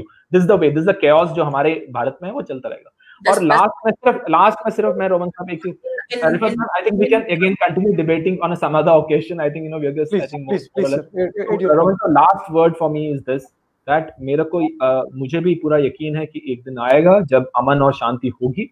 वो तब होगी जब ये जो साइलेंट मेजॉरिटी है, जो कश्मीर के लोग हैं, वो अपनी आवाज उठाएंगे और वो क्लियर बताएंगे कि भाई हमें हिंदुस्तान के साथ रहने दो, हमें अपने हाल में इसी में रहने दो, हमें कुछ नहीं चाहिए, ना हमें गन चाहिए, ना हमें और कुछ चाहिए, हम अपने हाल। और ये जो है, मैं अपने एक भारतीय या हिंदुस्तान होने की वजह से नहीं बोल रहा हूँ, मैं ये कई लोगों से सुन के, लेकिन मैं जानता हूँ कि वो बोलेंगे नहीं कभी, मैं उनका नाम भी नहीं बोलूंगा, ठीक है। तो इसलिए मैं ये चाहता हूँ कि अमन होगा, और अमन इंशाल्लाह कब होगा ये मुझे पता नहीं, 4 साल 5 साल लगेगा, लेकिन होगा, उसमें कोई शक नहीं। शुक्रिया बीबी, आपका भी बहुत मशहूर है हम सर, आपके भी मशहूर है, शाह साहब तो चले गए, आपके भी मशहूर है। हमारा काम डायलॉग की हद तक है, शायद कश्मीर तक हमारी सदा पहुंच पाए, इंडिया की तरफ से, पाकिस्तान की तरफ से, लेकिन हम फिर क्लियर कर दे, हम किसी भी कौम को अपने साथ यहाँ पर इस स्टांस के ऊपर नहीं लाते कि शायद ये as a burning factor use हो जाए, जले वो लोग, और फिर जब जी वो लोग जंग लड़े, फिर बाद में जी जम हो जाए पाकिस्तान के साथ। ऑलरेडी हमारे आज़ाद जम्मू कश्मीर के अंदर लोग फाइनेंस के मसले को फेस कर रहे हैं, बहुत मसले फेस कर रहे हैं, इवन कि हमारे अपने सूबों को, 5 सूबों को प्रॉपर इख्तियारात नहीं मिले जो होना चाहिए थे, क्योंकि इकोनॉमी कमजोर है हमारी। हम चाहते हैं कि कश्मीर का मसला कश्मीर के आदाद शुमार के अंदर हो, उसके तमाम तर फॉर्मेलिटीज को मद्देनजर रखते हुए हल हो। जो आप बता रहे कि 95% लोग आपके साथ हैं, उनको कम से कम एक्सेस दे रहे कि वो आप तक पहुंचे, आप वो कोर्ट तक पहुंचे, वो रेफरेंडम तक पहुंचे, वो डिसीजन तक पहुंचे। लेकिन उसका आप बता रहे कि हमने वहां पर डेवलपमेंट की। सर, इस सूरत हाल में आप 100 की जगह 1000 लगाए, वो जाएंगे किधर? वो जाएंगे जी कॉन्फ्लिक्ट की हालत में, कोई मानने को तैयार नहीं। Once this stage left, everything normal सी आ जाए, फिर क्या होगा? हो जाएगा ये कि आपकी 1 रुपए की चीज को भी लोग 10 रुपए में शुमार करें कि चलो इंडिया कुछ लगा रहा है। लेकिन अब इस सूरत हाल में फर्स्ट प्रायोरिटी पे जो चीज है, वो प्रायोरिटी है अमन। वहां पर वो प्रायोरिटी डीवेपनाइजेशन है, वो प्रायोरिटी वहां पर है कि कम से कम पॉलिटिकल माइंडसेट बन जाए। चाहे वो आप महबूबा मुफ्ती को चूस ले, चाहे वो उमर साहब को चूस ले, चाहे फारूक साहब को सामने फ्रंट पे लेके आए, जिसको भी लेके आए, लेकिन वो आपका ही बंदा हो, आपका ही एला है, ऑलरेडी रह चुका है। लेकिन कश्मीरी लोगों को वहां के हुकूक के मुताबिक, वहां के स्टैंडर्ड के मुताबिक कम से कम वो लोग मजीद जलने से बंद हो जाए। क्योंकि अगर वो 1 गोली चलाते तो इंडियन फौज 10 चलाएंगे, वो 10 चलाएंगे, वो रिटेलिएशन में 20 चलाएंगे। तो ये चीजें खत्म नहीं होने वाली। शुक्रिया सर, आपका भी शुक्रिया बीबी जी, आपका भी कि हमारे इस छोटे से बैठक में आप दोनों ने अपनी राय शेयर कर दी। और शुक्रिया शाह साहब को भी, वो थोड़े से नाराज मूड में हैं, जज्बाती मूड में हैं, उनका दिल दुख रहा है कि वो दो तरफा लोगों पर जो है ना मिर्चें ज्यादा खाते हैं। जी जी, खुश रहे sir. Thank you, thank you, अल्लाह हाफिज़, अल्लाह हाफिज़ बीबी जी। ये थे कर्नल साहब जिन्होंने हमें ज्वाइन किया था पाकिस्तान से, और साथ में हम रिफत वानी साहिबा जो कश्मीर एक्टिविस्ट हैं और human right activist, specially women right activist है कश्मीर के ऊपर, तो वो भी हमारे साथ मौजूद थी। यहाँ पर सब पाकिस्तानियों के साथ मैं सिर्फ एक बात शेयर करना चाहता हूँ। जो काम भी आप लोग करना पसंद करेंगे, जानना पसंद करेंगे, उनकी दो तरफा राय को जरूर देख लेकर, कश्मीरी लोगों को सामने रखते हुए वो लोग जल रहे हैं, जिसने भी आग लगाई है जल वो रहे हैं, लॉकडाउन वो बर्दाश्त कर रहा है, अद्वैत कहत वो बर्दाश्त कर रहा है, वो लोग मेवे लगाए, मेवों के ऊपर इंडियन आर्मी रिटेलिएशन के ऊपर जो है ना वो उनके मेवे काट रहे हैं, वो लोग जल रहे हैं। इकोनॉमी उन लोगों की खराब है, रोजगार उन लोगों का खराब है, मईशत उन लोगों का खराब है, सब जगह मिलिट्री स्टेज है वहां पे, वो लोग बिल्कुल बंद है, जकड़े हुए लोग हैं, वो लोग ही डिसाइड करेंगे। लेकिन तब जब यही लोग बैठ के यही यहाँ पर, लेकिन वहां पर एक दूसरी माइंडसेट है कि उनके ऊपर उन्होंने ट्रस्ट भी किया था, लेकिन वो ट्रस्ट वाले लोग भी जेल के अंदर है। यासीन मलिक की मिसाल ले, तो बात यह है कि अल्लाह करे कि इन लोगों की जो स्ट्रगल है वो कामयाब हो जाए। और कैसे कामयाब हो जाए? जो लोग पाकिस्तान की तरफ आना चाहते हैं वेलकम, जो लोग इंडिया के साथ रहना चाहे सो बिस्मिल्लाह, जो लोग कहते हैं कि नहीं दो तरफा हमें किसी के साथ भी नहीं रहना, पाकिस्तान के साथ रहना है या ना इंडिया के साथ रहना है, हमने सिर्फ आजाद ही रहना, आजाद रहे। मेजबान रोमान खान को इजाजत दीजिए, इंशाल्लाह कल के प्रोग्राम में हमारे साथ मौजूद होंगे हामिद गुल साहब के, जनरल हामिद गुल साहब के बेटे अब्दुल्ला गुल साहब। तो कल पाकिस्तान वक्त के मुताबिक 3 बजे वो हमारे साथ प्रोग्राम में मौजूद होंगे। आप पेज के ऊपर रहे 3 बजे पाकिस्तान वक्त के मुताबिक, तो इंशाल्लाह अब्दुल्ला गुल के साथ भी अच्छा सा एक डिसेंट ब्रॉडकास्ट होगा, आपके सवालात भी इंशाल्लाह आने होंगे। जो लोग हमें ट्विटर पे फॉलो करना चाहते हैं तो कर सकते हैं कि कश्मीर के लिए ट्रेंड चलने के लिए भी हमारे साथ ट्विटर पे हमें फॉलो कर सकते हैं। पुख्तनख्वा टेलीविजन का अपना ट्विटर अकाउंट भी है, रोमान खान मेरा अपना अकाउंट है। यूट्यूब पर हमें सपोर्ट करना चाहते हो, रोमान खान ऑफिशियल मेरा यूट्यूब अकाउंट है। तो आप जितने भी पोस्ट शोज हैं वो वहां पर यूट्यूब पर भी देख सकते हैं, पेज के ऊपर भी देख सकते हैं। मेजबान रोमान खान को इजाजत दीजिए, वस्सलाम, जहां भी रहें खुश रहें।